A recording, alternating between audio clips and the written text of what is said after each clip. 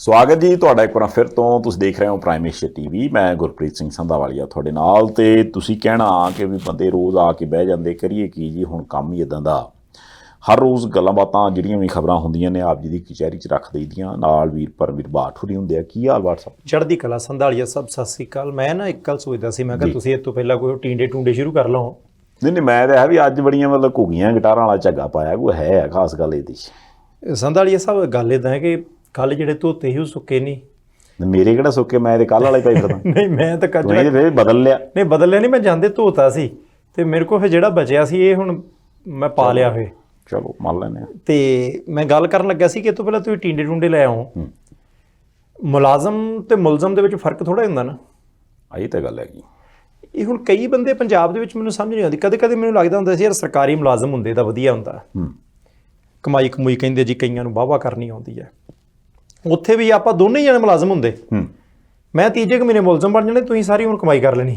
ਨਹੀਂ ਐਵੇਂ ਕਹਿੰਦੇ ਗੱਲਾਂ। ਨਹੀਂ ਵੈਸੇ ਗੱਲ ਕਰਦਾ ਮੈਂ ਪਤਾ ਕਿੰਨਾ ਇਮਾਨਦਾਰ ਮੁਲਾਜ਼ਮ ਹੋਣਾ ਹੈ। ਨਹੀਂ ਤੁਸੀਂ ਅਫਸਰਾਂ ਦੇ ਲਈ ਇਮਾਨਦਾਰ ਹੋਣਾ ਸੀ ਵੀ ਤੁਸੀਂ ਕਹਿਣਾ ਇਹ ਹਿੱਸਾ ਬਰੋਬਰ।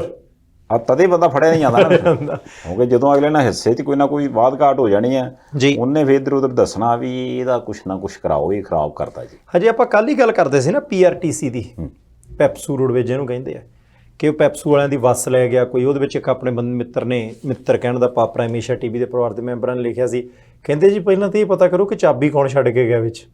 ਜਿਹਨੂੰ ਆਪਣੇ ਆਪ ਦੀ ਸੁਰਤ ਨਹੀਂ ਸੀ, ਬਿਨਾਂ ਚਾਬੀ ਤੋਂ ਬੱਸ ਤਾਂ ਸਟਾਰਟ ਨਹੀਂ ਕਰ ਸਕਦੇ। ਗੱਲ ਤਾਂ ਉਹਨਾਂ ਦੀ ਵਿੱਚ ਵੀ ਤਰਕ ਹੈਗਾ।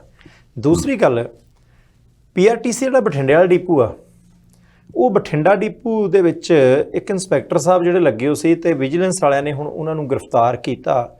ਮੈਂ ਹੈਰਾਨ ਹੁੰਨਾ ਸੰਧਾਲੀਆ ਸਾਹਿਬ ਕਿ ਇੱਦਾਂ ਵੀ ਹੋ ਜਾਂਦੀ ਹੈ।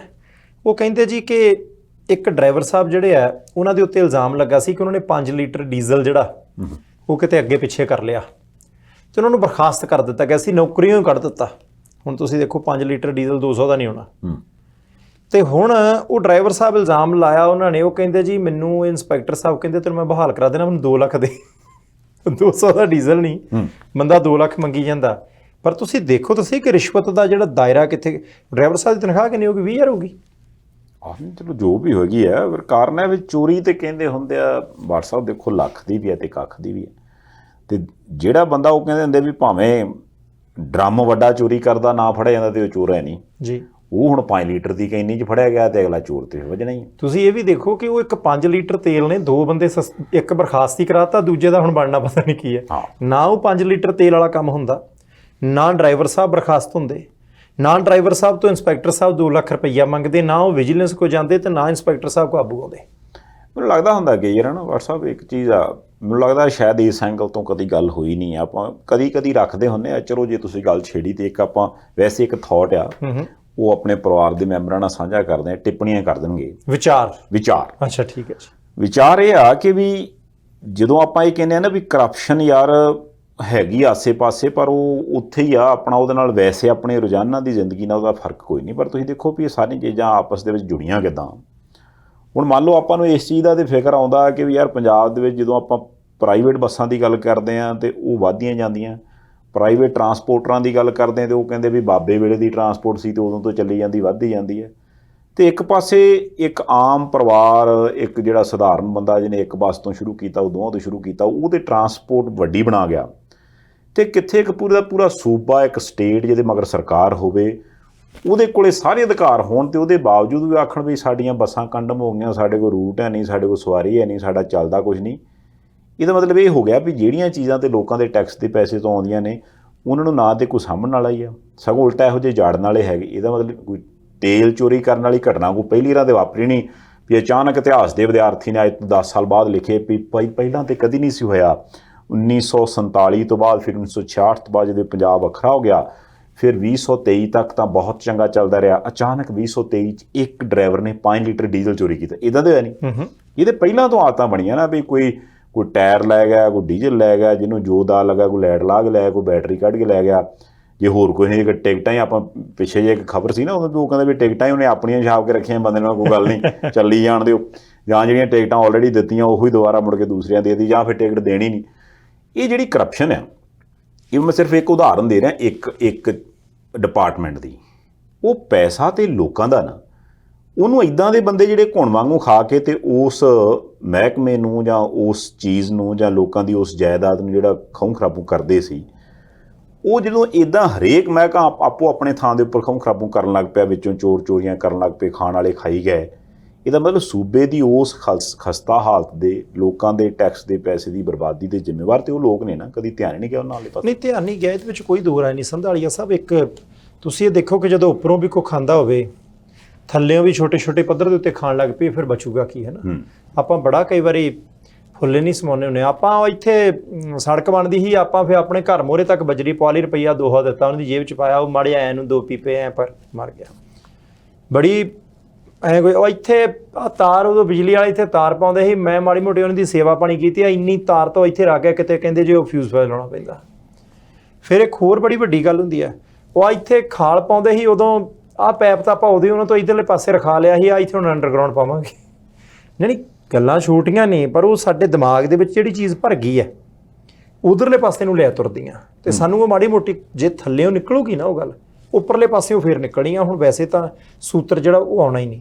ਤੇ ਦੇਖੋ ਕਸੂਰਵਾਰ ਇਹਦੇ ਚ ਮੈਂ ਨਾ ਪੋਲੀਟੀਕਲ ਪਾਰਟੀਆਂ ਵਾਲੇ ਲੀਡਰ ਵੀ ਕਈ ਵਾਰ ਸਹੀ ਰੋਂਦੇ ਹੁੰਦੇ ਆ। ਹੁਣ ਨਾ ਹਮੇਸ਼ਾ ਰਾਜਨੀਤਿਕ ਲੀਡਰਾਂ ਦਾ ਲੱਗਦਾ ਵੀ ਹਾਂ ਵੀ ਲੀਡਰ ਆਹ ਕਰ ਗਏ, ਲੀਡਰ ਆਹ ਕਰ ਗਏ, ਸਰਕਾਰ ਆਹ ਕਰ ਗਈ। ਉਹਨਾਂ ਦਾ ਨਾਂ ਵੱਜਣਾ ਵੀ ਚਾਹੀਦਾ, ਕਿਉਂਕਿ ਜਿਹੜੇ ਬੰਦਿਆਂ ਦੇ ਕੋਲ ਚਾਬੀਆਂ ਕੁੰਜੀਆਂ ਦਿੱਤੀਆਂ, ਜੇ ਉਹਨਾਂ ਦੇ ਰਾਜ ਦੇ ਵਿੱਚ ਥੱਲੇ ਤੱਕ ਕਰਪਸ਼ਨ ਨਹੀਂ ਰੁਕੀ ਤੇ ਮਤਲਬ ਜ਼ਿੰਮੇਵਾਰ ਹੈਗੇ ਨੇ ਉਹ। ਪਰ ਮੈਨੂੰ ਲੱਗਦਾ ਹੁੰਦਾ ਵੀ ਯਾਰ ਉਹ ਤਾਂ ਚਲੋ ਚੁਣ ਕੇ ਤੁਸੀਂ ਭੇਜੇ, ਅਗਲੀ ਵਾਰ ਤੁਸੀਂ ਬਦਲ ਲਏ, ਫਿਰ ਬਦਲ ਕੇ ਵੇਖੀਏ। ਉਹ 5 ਸਾਲ ਤੇ ਮਿਲ ਗਏ ਨਾ, ਇਹ ਤਾਂ ਹੈ ਨਹੀਂਗਾ ਵੀ ਤੁਹਾਨੂੰ ਪਤਾ ਲੱਗ ਗਿਆ ਸੀ 6 ਮਹੀਨਿਆਂ 'ਚ ਵੀ ਉਹ ਯਾਰ ਕੰਮ ਖਰਾਬ ਹੋ ਗਿਆ, ਪਰ 4.5 ਸਾਲ ਅਗਲੇ ਦੇ ਰਹਿਣਗੇ ਨਾ। ਤੇ ਜਿਹੜਾ ਤੁਹਾਨੂੰ ਇਹ ਦਿਸਣ ਵੀ ਡਿਆ ਵੀ ਆਸੇ-ਪਾਸੇ ਮਹਿਕਮੇ ਦੇ ਵਿੱਚ ਇੱਧਰ ਉੱਧਰ ਸਭ ਕੁਝ ਛਕਾਈ ਜਾਂਦੇ ਨੇ, ਉਹਨਾਂ ਦੇ ਖਿਲਾਫ ਨਾ ਕੋਈ ਧਰਨਾ, ਨਾ ਕੋਈ ਮੁਜ਼ਾਹਰਾ। ਹਾਂ, ਉਲਟਾ ਸਗੋਂ ਆਪਾਂ ਅੱਜ ਕੱਲ੍ਹ ਇਹ ਜ਼ਰੂਰ ਵੇਖਣ ਲੱਗ ਪਏ ਵੀ ਹਾਂਜੀ ਉਹ ਜੀ ਉਹਨਾਂ ਦੀ ਆਪਣੀ ਯੂਨੀਅਨ ਜਿਹੜੀ ਹੈ ਜੀ ਉਹ ਲੀਡਰਾਂ ਦੇ ਖਿਲਾਫ ਹੋ ਗਈ। ਮੈਂ ਨਾ ਵੀ ਇਹਨਾਂ ਸਾਰੀਆਂ ਚੀਜ਼ਾਂ ਨੂੰ ਯੂਨੀਅਨਾਂ ਵੀ ਜ਼ਰੂਰ ਵੇਖਣ ਵੀ ਮਹਾਰਾਜ ਜਿਹੜੇ ਮਹਿਕਮੇ ਦੇ ਵਿੱਚ ਆ ਕੇ ਨੌਕਰੀ ਕਰਕੇ ਅਸੀਂ ਗਾਂ ਯੂਨੀਅਨਾਂ ਬਣਾ ਕੇ ਗਾਂ ਨਿਆਣੇ ਪਾਲੇ ਆ, ਕੀ ਉਹਨਾਂ ਯੂਨੀਅਨਾਂ ਦਾ ਕੋਈ ਫਰਜ਼ ਨਹੀਂ ਬਣਦਾ ਵੀ ਉਹਨਾਂ ਮਹਿਕਮਿਆਂ ਦੇ ਵਿੱਚ ਜਿਹੜੀ ਚੱਲਦੀ ਇਸ ਤਰ੍ਹਾਂ ਦੀ ਕਰਪਸ਼ਨ ਨੂੰ ਰੋਕੀਏ? ਨਹੀਂ, ਜ਼ਰੂਰੀ ਹੈ ਜੀ। ਬਾਕੀ ਦੇਖੋ ਕਈ ਵਾਰੀ ਇੱਦਾਂ ਵੀ ਸੰਧਾਲੀਆ ਸਾਹਿਬ ਹੁੰਦਾ ਕਿ ਅਸੀਂ ਕਈ ਵਾਰ ਆਮ ਲੋਕਾਂ ਨੂੰ ਬਹੁਤਾ ਮਾੜਾ ਕਹਿ ਲਈਏ ਕਿ ਆਮ ਲੋਕਾਂ ਦਾ ਹੀ ਕਸੂਰ ਹੈ। ਆਮ ਲੋਕ ਤਾਂ ਸਿਸਟਮ ਦੇ ਮਾਰੇ ਹੁੰਦੇ ਆ। ਤੁਸੀਂ ਸਿਸਟਮ ਦਰੁਸਤ ਕਰ ਦਿਓ, ਆਮ ਲੋਕ ਉਸ ਸਿਸਟਮ ਦੇ ਵਿੱਚ ਵੱਜ ਜਾਣਗੇ। ਤੁਸੀਂ ਸਿਸਟਮ ਦੇ ਵਿੱਚ ਚੋਰ ਮੋਰੀਆਂ ਰੱਖ ਦਿਓ, ਆਮ ਲੋਕ ਉਹਨਾਂ ਚੋਰ ਮੋਰੀਆਂ ਦੇ ਵਿੱਚ ਮਾੜੀ ਮੋਟੀ ਫੂਕ ਫਾਕ ਮਾਰ ਲੈਣਗੇ। ਇਹਦੇ ਤੋਂ ਵੱਧ ਤਾਂ ਕੁਛ ਨਹੀਂ। ਆਮ ਬੰਦੇ ਨੇ ਕਿਹੜਾ ਟਰਾਂਸਪੋਰਟ ਪਾ ਲੈਣੀ ਆ, ਆਮ ਬੰਦੇ ਨੇ ਕਿਹੜਾ ਹੋਟਲ ਖੜੇ ਕਰ ਲੈਣੇ ਆ। ਯਾਨੀ ਜਦੋਂ ਉੱਪਰਲੇ ਪਾਸੇ ਤੁਸੀਂ ਸਿਸਟਮ ਚੋਰ ਮੋਰੀਆਂ ਰੱਖਦੇ ਹੋ, ਆਮ ਬੰਦਾ ਫੇਰ ਹੀ ਉਸ ਸਿਸਟਮ ਦਾ ਇੱਕ ਹਿੱਸਾ ਬਣਦਾ। ਪਰ ਆਮ ਬੰਦੇ ਚੰਗੇ ਵੀ ਹੁੰਦੇ ਆ, ਮੈਨੂੰ ਤੁਹਾਡੇ ਚੋਂ ਚੰਗੇ ਨਹੀਂ ਲੱਭਦੇ ਲੀਡਰਾਂ ਚੋਂ। ਨਹੀਂ ਹੋਣਗੇ, ਤੁਸੀਂ ਨੋਟ ਕਰਾਂਗੇ ਅਸੀਂ ਗੱਲ, ਕੋਈ ਨਹੀਂ ਕਰਾਂਗੇ ਹਿਸਾਬ ਇਹਦਾ। ਰੋਜ਼ ਆਪਾਂ ਗੱਲ ਕਰਦੇ ਹਾਂ ਜੀ, ਇਸ ਪਿੰਡ ਦੇ ਵਿੱਚ ਉਹਨਾਂ ਨੇ ਨਸ਼ਿਆਂ ਦੇ ਖਿਲਾਫ ਕੰਮ ਚੱਕ ਦਿੱਤਾ, ਇਸ ਪਿੰਡ ਦੇ ਵਿੱਚ ਉਹਨਾਂ ਨੇ ਪਨੀਰੀ ਲਾਤੀ। ਆਪਾਂ ਪਨੀਰੀ ਵਾਲੀ ਗੱਲ ਕੀਤੀ ਸੀ, ਮੈਨੂੰ ਲੱਗਦਾ ਕਿ 15 ਪਿੰਡਾਂ ਦੇ ਵਿੱਚ ਉਸ ਨੇ ਇਹ ਆ ਗਿਆ। ਕੋਈ ਕਹਿੰਦਾ ਜੀ 1 ਏਕੜ ਅਸੀਂ ਵੀ ਲਾਈ ਹੈ, ਕੋਈ ਕਹਿੰਦਾ ਜੀ 10 ਏਕੜ ਲਾਈ ਹੈ, ਕਈਆਂ ਨੇ 12 ਏਕੜ ਲਾਈ ਹੈ। ਇੱਕ ਪਿੰਡ ਵਾਲੇ ਤੇ ਕਹਿੰਦੇ ਸੀ ਅਸੀਂ ਪਹੁੰਚ ਕਰਾਂਗੇ। ਹੁਣ ਪਹੁੰਚ ਉਹਨਾਂ ਨੇ ਕਿਹੜਾ ਪੈਸੇ ਲੈਣੇ ਆ, ਥਾਂ ਵੀ ਖਾਲੀ ਛੱਡਿਆ, ਪਨੀਰੀ ਤੇ ਵੀ ਪੈਸੇ ਲਾਏ, ਪਨੀਰੀ ਸਾਂਭੀ ਵੀ, ਤਾਂ ਕਹਿੰਦੇ ਜਿਨ੍ਹਾਂ ਨੇ ਲਾਉਣੀ ਅਸੀਂ ਪਹੁੰਚ ਕਰਾਂਗੇ ਜੀ। ਗੱਲ ਕਿਹੜੀ ਹੈ? ਹੁਣ ਜਦੋਂ ਇਸ ਤਰੀਕੇ ਦੀ ਗੱਲ, ਤੇ ਉਹ ਸਾਰੇ ਬੰਦੇ ਉਹਨਾਂ ਨੇ, ਮੈਂ ਹੈਰਾਨ ਹੁੰਨਾ ਜਿਹੜੇ ਬੰਦੇ ਫੋਨ ਕਰਦੇ ਆ ਨਾ ਕਿ ਭਾਈ ਅਸੀਂ ਪਨੀਰੀ ਲਾਈ ਆ ਜਾਂ ਅਸੀਂ ਆਹ ਕਰਨਾ ਚਾਹੁੰਦੇ। ਜਦੋਂ ਮੈਂ ਪੁੱਛਦਾ 1-2 ਟੈਲੀਫੋਨ ਨੰਬਰ ਦੇ ਦਿਓ, ਫਿਰ ਜੇ ਕਿਸੇ ਨੇ ਮੰਗਿਆ ਤੇ ਤੁਸੀਂ ਮੇਰਾ ਨਾ ਜੀ ਦਿਓ, ਆਹ 2 ਬੰਦੇ ਪਿੰਡ ਦੇ ਮੋਹਤਵਾਰ ਹੈਗੇ ਉਹਨਾਂ ਦਾ ਦੇ ਦਿਓ, ਨਹੀਂ ਤਾਂ ਮੇਰਾ ਨੰਬਰ ਦਿਓ, ਮੈਂ ਫਲਾਨਾ, ਮੈਂ ਇੱਦਾਂ। ਯਾਨੀ ਇਹ ਤੁਹਾਡਾ ਤਾਂ ਸਾਡਾ ਫਰਕ ਹੈ, ਇਹ ਲੀਡਰ ਦਾ ਤੇ ਆਮ ਲੋਕਾਂ ਦਾ। ਕਿਉਂਕਿ ਤੁਸੀਂ ਤਾਂ ਇਸੇ ਗੱਲ ਤੋਂ ਗੁੱਸੇ ਹੋ ਜਾਂਦੇ ਹੋ, ਮੇਰਾ ਨਾਂ ਫਿਰ ਥੱਲੇ ਕਰਕੇ ਲਿਖਿਆ, ਮੇਰਾ ਨਾਂ ਫਿਰ ਛੋਟਾ ਕਰਕੇ ਲਿਖਿਆ, ਤੇ ਜਾਂ ਮੇਰਾ ਨਾਂ ਵੱਡਾ ਕਰਕੇ ਕਿਉਂ ਨਹੀਂ ਲਿਖਿਆ। ਹੁਣ ਤੁਸੀਂ ਦੇਖੋ, ਇੱਕ ਨਵੀਂ ਜਿਹੜੀ ਉਦਾਹਰਣ ਹੈ ਇਸ ਵੇਲੇ ਸਾਹਮਣੇ ਆ ਰਹੀ ਹੈ। ਅਜੇ ਵੀ ਲੋਕ ਜਿਹੜੇ ਆ, ਸੰਧਾਲੀਆ ਸਾਹਿਬ ਜਿਹੜਾ ਘੱਗਰ ਨੇ ਪਾੜ ਪਾਏ ਆ ਨਾ, ਪੰਜਾਬ ਤੇ ਹਰਿਆਣੇ ਦੇ ਕਿਸਾਨ ਆਮ ਲੋਕ ਰਲ ਕੇ ਉਹਨੂੰ ਪੂਰ ਰਹੇ, ਕਿਉਂਕਿ ਉਹਨਾਂ ਨੂੰ ਪਤਾ ਘੱਗਰ ਦਾ ਕੋਈ ਪਤਾ ਨਹੀਂ ਕਦੋਂ ਦੁਬਾਰਾ ਉਛਾਲੇ ਮਾਰਨੇ ਆ। ਬੋਰੇ ਭਰੇ ਜਾ ਰਹੇ ਆ, ਬੋਰੇ ਭਰ ਕੇ ਪਾੜ ਦੇ ਵਿੱਚ ਸੁੱਟੇ ਜਾ ਰਹੇ ਆ, ਤੇ ਵਿੱਚ ਪ੍ਰਸ਼ਾਸਨ ਦੀਆਂ ਮਸ਼ੀਨਾਂ ਵੀ ਲੱਗੀਆਂ ਆ। ਯਾਨੀ ਮੁੱਖ ਮੈਨ ਪਾਵਰ ਜਿਹੜੀ ਹੈ, ਮੁੱਖ ਜਿਹੜਾ ਦਿਮਾਗੀ ਤਾਕਤ ਲੱਗ ਰਹੀ ਹੈ, ਮੁੱਖ ਜਿਹੜਾ ਹੱਲਾਸ਼ੇਰੀ ਦੇਣ ਦਾ ਕੰਮ ਹੈ, ਉਹ ਆਮ ਲੋਕਾਂ ਦਾ ਹੀ ਹੈ। ਪ੍ਰਸ਼ਾਸਨ ਉਹਦਾ ਇੱਕ ਪਾਰਟ ਜ਼ਰੂਰ ਹੈ, ਪਰ ਪ੍ਰਸ਼ਾਸਨ ਮੋਹਰੀ ਤੌਰ ਦੇ ਉੱਤੇ ਕੰਮ ਨਹੀਂ ਕਰ ਰਿਹਾ। ਇਹਦਾ ਮਤਲਬ ਹੈ ਕਿ ਭਾਈ ਲੋਕ ਤਾਂ ਚੰਗੇ ਹੀ ਨੇ, ਜਿਹੜੇ ਕਹਿੰਦੇ ਆ ਕਿ ਭਾਈ ਰਲ ਮਿਲ ਕੇ ਕੰਮ ਕਰਦੇ ਆ। ਸਾਡੇ ਵਾਲੇ ਭਾਈਚਾਰੇ ਨੂੰ ਵੀ ਹੁੰਦਾ ਕਿ ਆਪਾਂ ਉਹ ਖਬਰ ਜ਼ਰੂਰ ਦਿਖਾਉਣੀ ਹੈ। ਉੱਥੇ ਪੰਜਾਬ ਤੇ ਹਰਿਆਣੇ ਦੇ ਲੋਕ ਹੋਏ ਆਮੋ ਸਾਹਮਣੇ, ਲੱਗ ਗਏ ਪਹਿਰੇ, ਤਣ ਗਈਆਂ ਬੰਦੂਕਾਂ। ਹੁਣ ਜਦੋਂ ਉਹ ਇਕੱਠੇ ਹੋ ਕੇ ਕੰਮ ਕਰ ਰਿਹਾ, ਉਦੋਂ ਫਿਰ ਖਬਰ ਕੁੜੀ ਘੱਟ ਆਉਂਦੀ ਹੈ। ਉਹ ਖਬਰ ਬਣਦੀ ਨਹੀਂ ਨਾ, ਉੱਥੇ ਕਰੀਏ ਕੀ? ਹੁਣ ਮੰਨ ਲਓ ਮੈਂ ਮੋਢੇ ਤੇ ਕੈਮਰਾ ਰੱਖਿਆ, ਮਾਈਕ ਫੜਿਆ, ਮੈਂ ਉਹ ਪੈਂਟ ਟੰਗ ਕੇ ਜਾਵਾਂ ਉਦੋਂ ਬਾਅਦ ਜਾ ਕੇ ਇੱਕ ਦੋ ਬਾਪੂ ਨੂੰ ਆਖਾਂ ਵੀ ਹਾਂ ਕਿਵੇਂ ਲੱਗ ਰਿਹਾ ਜੀ ਤੁਹਾਨੂੰ, ਫਿਰ ਤੁਸੀਂ ਪਾੜ ਉਹ ਯਾਰ ਤੂੰ ਵੀਰ ਦੁਖੀ ਨਾ ਕਰ, ਸਾਨੂੰ ਪਹਿਲਾਂ ਕੰਮ ਕਰ ਲੈਣ ਦੇ, ਬਾਕੀ ਗੱਲਾਂ ਬਾਅਦ 'ਚ ਕਰਦੇ। ਹੁਣ ਉਹਨਾਂ ਨੂੰ ਨਾ ਫੋਟੋ ਨਾਲ ਹੁੰਦਾ, ਨਾ ਉਹਨਾਂ ਨੂੰ ਵੀਡੀਓ ਨਾਲ ਹੁੰਦਾ, ਨਾ ਉਹਨਾਂ ਨੇ ਇਲੈਕਸ਼ਨ ਲੜਨੀ, ਨਾ ਉਹਨਾਂ ਨੂੰ ਇਹੋ ਹੀ ਹੁੰਦਾ ਵੀ ਹਾਂ ਯਾਰ ਜੇ ਕੋਈ ਚੱਲ ਗਿਆ ਤੇ ਆਪਾਂ ਪਹਿਲਾਂ ਇੱਥੇ 10 ਮਿੰਟ ਸਾਹ ਮਾਰ ਲਈ। ਉਹਨਾਂ ਨੂੰ ਇਹ ਹੁੰਦਾ ਵੀ ਯਾਰ ਜਿਹੜਾ ਕੰਮ ਕਰਨ ਨੇ ਪਹਿਲਾਂ ਇਹ ਨਿਬੇੜ ਲਈਏ। ਫਿਰ ਜਦੋਂ ਹੁਣ ਉਹ ਉੱਥੋਂ ਅਸੀਂ ਕਰਕੇ ਜੇ ਵੀਡੀਓ ਪਾ ਵੀ ਦਈਏ, ਫਿਰ ਵੇਖਣ ਵਾਲੇ ਵੀ ਕਹਿੰਦੇ ਵੀ ਯਾਰ ਇਹਦਾ ਕੀ ਆ, ਬੋਰੀਆਂ ਹੀ ਪਾਉਣ ਡਿਆ, ਸੁੱਟੀ ਜਾਓ, ਕੀ ਫਰਕ ਪੈਂਦਾ। ਸਾਨੂੰ ਤਾਂ ਕੋਈ ਖਬਰ ਉਹ ਚਾਹੀਦੀ, ਇਹਦੇ ਵਿੱਚ ਅਗਲਾ ਆਖੇ ਵੀ ਫਲਾਨੇ ਥਾਂ ਦੇ ਪਰ ਇੱਦਾਂ ਹੋ ਗਿਆ ਹੀ, ਸੱਚੀ ਹੋ ਗਿਆ ਹੀ। ਉਹ ਕਹਿੰਦਾ ਫਲਾਨੇ ਨੇ ਕੱਢੀਆਂ ਗਾਲਾਂ, ਢੀਂਗੜੇ ਨੇ ਕੀਤਾ ਆ, ਫਲਾਣੇ ਥਾਂ ਜਾ ਕੇ ਕੋਈ ਇੱਕ ਅੱਧੀ ਕੋਈ ਧੀ ਭੈਣ ਦਾ ਨਾਂ ਉਹਦੇ ਵਿੱਚ ਕਿਤੇ ਫਿੱਟ ਕਰ ਲਓ, ਉਸ ਤੋਂ ਬਾਅਦ ਫਿਰ ਮਿਲੀਅਨਾਂ 'ਚ ਵਿਊ ਹੁੰਦੇ ਆ। ਫਿਰ ਉਹ ਕਹਿੰਦਾ ਵੀ ਆਹ ਖਬਰਾਂ ਵੀਰ, ਕੀ ਲੋੜ ਪਈ ਐਵੇਂ ਉੱਥੇ ਪੈਂਟ ਟੰਗ ਕੇ ਤੁਸੀਂ ਉਹ ਜਿਹੜੇ ਪਾੜ ਪੂਰਨ ਡੇ ਉਹਨਾਂ ਦੇ ਮਗਰ ਤੁਰੇ ਪਏ, ਉਹ ਕੋਈ ਖਬਰ, ਉਹ ਗੱਲਾਂ। ਇੱਕ ਖਬਰ ਮੈਨੂੰ ਚੰਗੀ ਲੱਗੀ, ਸੰਧਾਲੀਆ ਸਾਹਿਬ ਐਕਸਪਰਟ ਲੋਕ ਉਹਦੇ ਬਾਬਤ ਜ਼ਿਆਦਾ ਦੱਸਣਗੇ। ਪਿਛਲੇ ਸਮੇਂ ਦੇ ਵਿੱਚ ਇੱਕ ਬੜਾ ਰੌਲਾ ਪਿਆ, ਮੇਰੇ ਲਈ ਹੈਰਾਨੀ ਦੀ ਗੱਲ ਸੀ। ਡਿਮਾਂਡ ਐਂਡ ਸਪਲਾਈ ਦਾ ਰੂਲ ਹੁੰਦਾ ਨਾ, ਮੰਗ ਤੇ ਪੂਰਤੀ ਦਾ, ਕਿ ਜਿਹੜੀ ਚੀਜ਼ ਦੀ ਮੰਗ ਹੈ ਜੇ ਉਹਦੀ ਪੂਰਤੀ ਥੋੜ੍ਹੀ ਹੈ, ਸਪਲਾਈ ਥੋੜ੍ਹੀ ਹੈ, ਤਾਂ ਉਹਦੀ ਕੀਮਤ ਵੱਧ ਜਾਊਗੀ। ਸਾਰੀ ਦੁਨੀਆ ਦੇ ਵਿੱਚ ਰੌਲਾ ਸੀ ਕਿ ਅਨਾਜ ਸੰਕਟ ਹੈ ਜੀ, ਕਣਕ ਥੋੜ੍ਹੀ ਹੈ, ਚੌਲ ਥੋੜ੍ਹੇ ਹੈ ਜੀ, ਲੜਾਈ ਲੱਗ ਗਈ ਹੈ ਜੀ ਰੂਸ ਤੇ ਯੂਕਰੇਨ ਦੀ, ਉਹਦੇ ਤੋਂ ਬਾਅਦ ਦੁਨੀਆ ਭਰ ਦੇ ਵਿੱਚ ਅਨਾਜ ਦੀਆਂ ਕੀਮਤਾਂ ਵੱਧ ਗਈਆਂ, ਦੁਨੀਆ ਭਰ ਦੇ ਵਿੱਚ ਅਨਾਜ ਦੀ ਥੋੜ੍ਹ ਹੈ। ਬਹੁਤ ਸਾਰੇ ਦੇਸ਼ਾਂ ਨੇ ਆਪਣੇ ਮੁਲਕ ਦੇ ਵਿੱਚੋਂ ਚੀਜ਼ਾਂ ਐਕਸਪੋਰਟ ਹੋਣ ਤੇ ਰੋਕ ਲਾਤੀ ਕਿ ਆਪਣੀ ਨਾ ਕਿਤੇ ਘਟ ਜਾਣਾ। ਬੜੀ ਹੈਰਾਨੀ ਦੀ ਗੱਲ ਕਿ ਯੂਰਪ ਚਾਹੁੰਦਾ ਹੈ, ਅਰਬ ਦੇਸ਼ ਚਾਹੁੰਦੇ ਆ ਕਿ ਸਾਡੇ ਇੱਥੇ ਬਾਸਮਤੀ ਆਵੇ, ਚੌਲ ਆਉਣ, ਕਣਕ ਆਵੇ। ਪੰਜਾਬ ਦੇ ਵਿੱਚ ਸਾਰਿਆਂ ਦੇ ਗੋਡਾਊਨ ਨੱਕੋ ਨੱਕ ਭਰੇ ਪਏ ਆ ਤੇ ਅਸੀਂ ਹਰ ਸਾਲ ਉਗਾਈ ਵੀ ਜਾਂਦੇ ਆ, ਸਾਡਾ ਕੋਈ ਖਰੀਦਣ ਨੂੰ ਤਿਆਰ ਨਹੀਂ। ਪਿਛਲੇ ਸਮੇਂ ਦੇ ਵਿੱਚ ਚਰਚਾ ਚੱਲੀ ਸੀ ਕਿ ਪੰਜਾਬ ਦੇ ਵਿੱਚੋਂ ਖਾਸ ਤੌਰ ਤੇ ਜਿਹੜਾ ਬਾਸਮਤੀ ਹੈ, ਜਦੋਂ ਬਾਸਮਤੀ ਦੇ ਸਮੁੰਦਰੀ ਜਹਾਜ਼ ਭਰ ਕੇ ਯੂਰਪ ਜਾਂ ਖਾੜੀ ਦੇਸ਼ਾਂ ਨੂੰ ਜਾਂਦੇ ਸੀ, ਅਰਬ ਦੇਸ਼ਾਂ ਨੂੰ, ਤੇ ਉਹ ਜਾ ਕੇ ਬੰਦਰਗਾਹ ਤੇ ਲਵਾ ਲੈਂਦੇ ਆ, ਉੱਥੋਂ ਫਿਰ ਨਮੂਨੇ ਭਰਦੇ ਆ, ਨਮੂਨੇ ਭਰ ਕੇ ਚੈੱਕ ਕਰਦੇ ਆ ਤੇ ਉਹਨਾਂ ਦੇ ਵਿੱਚੋਂ ਜ਼ਹਿਰੀਲੇ ਤੱਤਾਂ ਦੀ ਮਾਤਰਾ ਬੜੀ ਨਿਕਲਦੀ ਸੀ। ਤੇ ਉਹ ਕਹਿੰਦੇ ਨਾ, ਅਸੀਂ ਆਪਣੇ ਦੇਸ਼ ਦੇ ਨਾਗਰਿਕਾਂ ਨੂੰ ਕਿਸੇ ਖਾਣ ਵਾਲੀ ਚੀਜ਼ ਦੇ ਵਿੱਚ ਇੰਨੇ ਜ਼ਹਿਰੀਲੇ ਤੱਤ ਖਾਣ ਨੂੰ ਨਹੀਂ ਦੇ ਸਕਦੇ, ਉਹਨਾਂ ਦੇ ਲਈ ਹਾਨੀਕਾਰਕ ਆ। ਜਹਾਜ਼ਾਂ ਦੇ ਜਹਾਜ਼ ਮੋੜੇ, ਜਿਹੜੇ ਪਹਿਲੇ ਐਗਰੀਮੈਂਟ ਸਮਝੌਤੇ ਹੋਏ ਸੀ ਉਹ ਵੀ ਤੋੜ ਦਿੱਤੇ। ਕਈਆਂ ਮੁਲਕਾਂ ਨੇ ਤਾਂ ਪੱਕੇ ਤੌਰ ਤੇ ਅਣ-ਐਲਾਨੀ ਨਾ ਕਰਤੀ ਕਿ ਭਾਈ ਇੱਥੋਂ ਨਾ ਮੰਗਾਇਆ ਕਰੋ, ਸਾਡੇ ਗੋਡਾਊਨ ਭਰੇ ਪਏ ਆ, ਅਸੀਂ ਵੇਚਣਾ ਚਾਹੁੰਦੇ ਆ, ਦੁਨੀਆ ਦੇ ਕੋਲੇ ਅਨਾਜ ਦੀ ਕਮੀ ਹੈ, ਸਾਡਾ ਅਨਾਜ ਉਹ ਖਰੀਦਣਾ ਨਹੀਂ ਚਾਹੁੰਦੇ। ਤੇ ਰੌਲਾ ਕੀ ਸੀ ਵਿੱਚੋਂ, ਕਾਰਨ ਕੀ ਸੀ ਕਿ ਭਾਈ ਕੀਟਨਾਸ਼ਕ ਦਵਾਈਆਂ, ਖਾਦਾਂ ਇੰਨੀਆਂ ਜ਼ਿਆਦਾ ਛਿੜਕਾਅ ਹੋ ਜਾਂਦਾ ਜਾਂ ਐਸੀਆਂ ਕਿਸਮਾਂ ਦਾ ਛਿੜਕਾਅ ਹੋ ਜਾਂਦਾ ਕਿ ਉਹ ਫਿਰ ਬਾਸਮਤੀ ਦੇ ਵਿੱਚੋਂ ਅਸਰ ਹੀ ਨਹੀਂ ਸੀ ਜਾਂਦਾ। ਹੁਣ ਸੰਧਾਲੀਆ ਸਾਹਿਬ, ਮੈਨੂੰ ਤਾਂ ਲੱਗਦਾ ਕਿ ਬਹੁਤ ਚੰਗਾ ਫੈਸਲਾ ਪੰਜਾਬ ਸਰਕਾਰ ਨੇ 10 ਕੀਟਨਾਸ਼ਕ ਦਵਾਈਆਂ ਦੇ ਉੱਤੇ ਅੱਜ ਤੋਂ ਪਾਬੰਦੀ ਲਾਤੀ ਹੈ ਕਿ ਆਉਣ ਵਾਲੇ 90 ਦਿਨ ਨਾ ਤਾਂ ਇਹਨਾਂ ਦੀ ਪ੍ਰੋਡਕਸ਼ਨ ਹੋ ਸਕਦੀ ਹੈ ਪੰਜਾਬ 'ਚ, ਨਾ ਇਹ ਸਟੋਰ ਕੀਤੇ ਜਾ ਸਕਦੇ ਆ, ਨਾ ਇਹਨਾਂ ਦੀ ਡਿਸਟ੍ਰੀਬਿਊਸ਼ਨ ਕੀਤੀ ਜਾ ਸਕਦੀ, ਥੋਕ 'ਚ ਨਹੀਂ ਵੇਚੇ ਜਾ ਸਕਦੇ, ਨਾ ਇਹ ਪਰਚੂਨ ਦੇ ਵਿੱਚ ਕੋਈ ਬੰਦਾ ਵੇਚ ਸਕਦਾ ਹੈ। ਜਾਣੀ ਬਣਾਉਣ ਤੋਂ ਲੈ ਕੇ ਭੰਡਾਰ ਕਰਨ ਤੱਕ, ਥੋਕ ਤੋਂ ਲੈ ਕੇ ਪਰਚੂਨ ਤੱਕ, ਵੇਚਣ ਤੱਕ ਹਰ ਇੱਕ ਚੀਜ਼ ਦੇ ਉੱਤੇ ਪਾਬੰਦੀ ਹੈ। ਤੇ ਉਹਦੇ ਪਿੱਛੇ ਪੰਜਾਬ ਸਰਕਾਰ ਨੇ ਕਾਰਨ ਇਹੀ ਦੱਸਿਆ ਕਿ ਭਾਈ ਜੇ ਇਹਨਾਂ ਦੀ ਵਰਤੋਂ ਨਹੀਂ ਹੋਊਗੀ, ਬਾਸਮਤੀ ਹੋ ਜੂਗੀ, ਉਹਦੇ ਤੋਂ ਬਾਅਦ ਉਹਦੇ ਐਕਸਪੋਰਟ ਹੋਣ ਦੇ ਚਾਂਸ ਵੱਧ ਜਾਣੇ ਆ। ਤੇ ਜੇ ਸੰਧਾਲੀਆ ਸਾਹਿਬ ਸਾਡੀ ਅਫਸਰਸ਼ਾਹੀ, ਸਾਡੀ ਸਰਕਾਰ, ਕਿਉਂਕਿ ਇੱਥੇ ਵਿਕ ਜਾਂਦਾ ਹੁੰਦਾ ਫਿਰ ਵੀ ਸੌਦਾ ਪੱਤਾ ਜਿਹਾ, ਜੇ ਤਾਂ ਇੰਪਲੀਮੈਂਟ ਕਰਨ 'ਚ ਕਾਮਯਾਬ ਹੋ ਗਏ, ਜੇ ਸਖਤੀ ਦੇ ਨਾਲ ਇਹਨਾਂ 10 ਦਵਾਈਆਂ ਦੇ ਉੱਤੇ ਪਾਬੰਦੀ ਲਾਉਣ 'ਚ ਕਾਮਯਾਬ ਹੋ ਗਏ, ਜੇ ਸਾਡੀ ਬਾਸਮਤੀ ਜ਼ਹਿਰ ਤੋਂ ਰਹਿਤ ਹੋ ਗਈ, ਤੁਸੀਂ ਦੇਖਿਓ ਸਾਰੀ ਦੁਨੀਆ 'ਚ ਇਹਦੀ ਡਿਮਾਂਡ ਹੋਣੀ ਆ। ਫਿਰ ਜੇ ਐਕਸਪੋਰਟ ਹੋਊਗਾ ਤਾਂ ਭਾਰਤ ਦੇ ਵਿੱਚ ਵਿਦੇਸ਼ੀ ਮੁਦਰਾ ਭੰਡਾਰ ਹੋਊਗਾ, ਜੇ ਐਕਸਪੋਰਟ ਹੋਊਗਾ ਤਾਂ ਸਾਡੇ ਇੱਥੇ ਬਾਸਮਤੀ ਦੀ ਕੀਮਤ ਵਧੂਗੀ ਤਾਂ ਕਿਸਾਨ ਨੂੰ 4 ਪੈਸੇ ਬਚਣਗੇ, ਤੇ ਜੇ ਕਿਸਾਨ ਨੂੰ 4 ਪੈਸੇ ਬਚਣਗੇ ਉਹ ਮਜ਼ਦੂਰ ਨੂੰ 2 ਰੁਪਏ ਵਿੱਚੋਂ ਦਊਗਾ। ਤੇ ਦੂਸਰਾ ਜਿਹੜਾ ਵਪਾਰੀ ਹੈ ਭਾਰਤ ਦਾ, ਵਪਾਰੀ ਨੇ ਵੀ ਤਾਂ ਪੈਸੇ ਤਾਂ ਹੀ ਵਟਣੇ ਆ ਜਿੱਧਰੋਂ ਸਮਾਨ ਬਾਹਰ ਜਾਊਗਾ ਤੇ ਉਧਰੋਂ ਕੁਝ ਆਊਗਾ, ਵਪਾਰੀ ਨੂੰ ਵੀ ਫਾਇਦਾ ਹੋਣਾ। ਤੇ ਮੈਨੂੰ ਲੱਗਦਾ ਕਿ ਜੇ ਪੰਜਾਬ ਸਰਕਾਰ ਇਧਰਲੇ ਪਾਸੇ ਠੋਕ ਕੇ ਧਿਆਨ ਦੇਗੀ, ਫੈਸਲਾ ਚੰਗਾ, ਬਹੁਤ ਵਧੀਆ, ਬਸ ਹੁਣ ਇੰਪਲੀਮੈਂਟ ਲਾਗੂ ਕਰਨ ਦੇ ਵਿੱਚ ਕੋਈ ਢਿੱਲ ਨਾ ਦਿਖਾਇਓ, ਹੋ ਸਕਦਾ ਵਾਰੇ ਨਿਆਰੇ ਹੋ ਜਾਣ। ਮੈਨੂੰ ਵੈਸੇ ਆਸ ਘੱਟ ਹੈ ਜੀ। ਠੀਕ ਹੈ, ਮੈਨੂੰ ਨਾ ਇਹਦੀ ਪ੍ਰੈਕਟੀਕੈਲਿਟੀ ਦੇ ਵਿੱਚ ਸ਼ੱਕ ਆ। ਹੁਣ ਤੁਸੀਂ ਇੱਕ ਗੱਲ ਤੇ ਪੱਕੀ ਆ ਵੀ ਜਿਹੜੇ ਬੰਦੇ ਨੇ ਬਾਸਮਤੀ ਦੇ ਲਈ ਦਵਾਈ ਬਣਾਈ ਹੈ, ਕਿਸੇ ਵੀ ਫੈਕਟਰੀ ਵਾਲੇ ਨੇ ਗਾਂ ਜਾਂ ਜਿਨ੍ਹਾਂ ਨੇ ਮੰਨ ਲਓ ਗਡਾਊਨਾਂ ਦੀ ਖਰੀਦ ਰੱਖੀ, ਡਿਸਟਰੀਬਿਊਟਰਾਂ ਨੇ, ਉਹਨਾਂ ਨੇ ਇਸ ਕਰਕੇ ਤੇ ਲਿਆਣ ਕੇ ਰੱਖੀ ਨਹੀਂ ਵੀ ਯਾਰ ਅਜੇ ਬਾਸਮਤੀ ਅਗਲੇ ਸਾਲ ਲੱਗਣੀ ਆ, ਚੱਲ ਉਦੋਂ ਤੱਕ ਆਪਾਂ ਲੈ ਆਉਂਦੇ ਆ, ਫਿਰ ਜੇ ਸਾਲ ਹੈਗਾ ਤੇ ਸਾਲ ਪਹਿਲਾਂ ਚੱਲ ਯਾਰ ਉਹ ਪਤਾ ਲੱਗ ਗਿਆ ਹੁਣ ਮੈਂ ਐਡਵਾਂਸ ਦਿੱਤਾ ਸੀ, ਹੁਣ ਮੈਂ ਨਹੀਂ ਲਿਆਉਂਗਾ। ਇਹ ਤੇ ਗੱਲ ਪੱਕੀ ਹੈ ਵੀ ਜਿਨ੍ਹਾਂ ਨੇ ਉਹ ਸਾਰਾ ਕੁਝ ਕਰਨਾ ਸੀ ਉਹਨਾਂ ਨੇ ਉਨੀ ਪ੍ਰੋਡਕਸ਼ਨ ਵੀ ਕਰ ਲਈ ਆ, ਉਹ ਗੋਦਾਮਾਂ ਤੱਕ ਵੀ ਪਹੁੰਚ ਗਈ, ਅਗਲਿਆਂ ਨੂੰ ਪਤਾ ਵੀ ਵੀਰ ਮੇਰੇ ਤੇ ਬਿਨਾਂ ਗੁਜ਼ਾਰਾ ਨਹੀਂ। ਦੂਜੀ ਗੱਲ ਇਹ ਵੀ 10 ਦੇ ਕਰੀਬ ਜਦੋਂ ਦਵਾਈਆਂ ਦੀ ਆਪਾਂ ਗੱਲ ਕਰਦੇ ਹਾਂ ਤੇ ਬਹੁਤਾ ਕਰਕੇ ਦਵਾਈਆਂ ਉਹਦੇ 'ਚੋਂ ਸਾਰੀਆਂ ਹੀ ਆ ਜਾਂਦੀਆਂ ਜਿੰਨੀਆਂ ਕਿ ਮੋਸਟਲੀ ਆਮ ਤੌਰ 'ਤੇ ਸੁੰਡੀ ਲਈ, ਕੋਈ ਪੱਤਾ ਕਾਲਾ ਲਈ, ਕੋਈ ਤੇਲੇ ਲਈ, ਕੋਈ ਝਾੜ ਵਧਾਉਣ ਵਾਲੀ, ਕੋਈ ਫੰਗੀਸਾਈਡ, ਇਹੋ ਜਿਹੀਆਂ ਹੈ ਨਾ, ਸਾਰੀਆਂ ਆ ਗਈਆਂ। ਹੁਣ ਸਵਾਲ ਇਹ ਆ ਵੀ ਕੀ ਇਹਦਾ ਰਾਈਟ ਟਾਈਮ ਸੀਗਾ? ਜੇ ਮੰਨ ਲਓ ਵੀ ਇਹ ਕੰਮ ਕੀਤਾ ਜਾਣਾ ਸੀਗਾ ਤੇ ਇਹ ਕੰਮ ਮੈਨੂੰ ਲੱਗਦਾ ਅੱਜ ਤੋਂ 2-3 ਮਹੀਨੇ ਪਹਿਲਾਂ ਕੀਤਾ ਜਾਂਦਾ। ਵੀਰ ਮੇਰੇ, ਉਹ ਜਿਹੜੇ ਵੀ ਕੋਈ ਬੰਦੇ ਫੈਕਟਰੀਆਂ 'ਚ ਬਣਾਉਣ ਵਾਲੇ ਨੇ ਇਹ ਵੀ ਆਹ ਵਾਲੀ ਦਵਾਈ ਦੀ ਪ੍ਰੋਡਕਸ਼ਨ ਨਾ ਕਰ ਲਿਓ, ਇਹ ਗਾਂ ਨਹੀਂ ਜੀ ਅਸੀਂ ਵਿਕਣ ਦੇਣੀ, ਇੱਥੇ ਪਾਬੰਦੀ ਆ।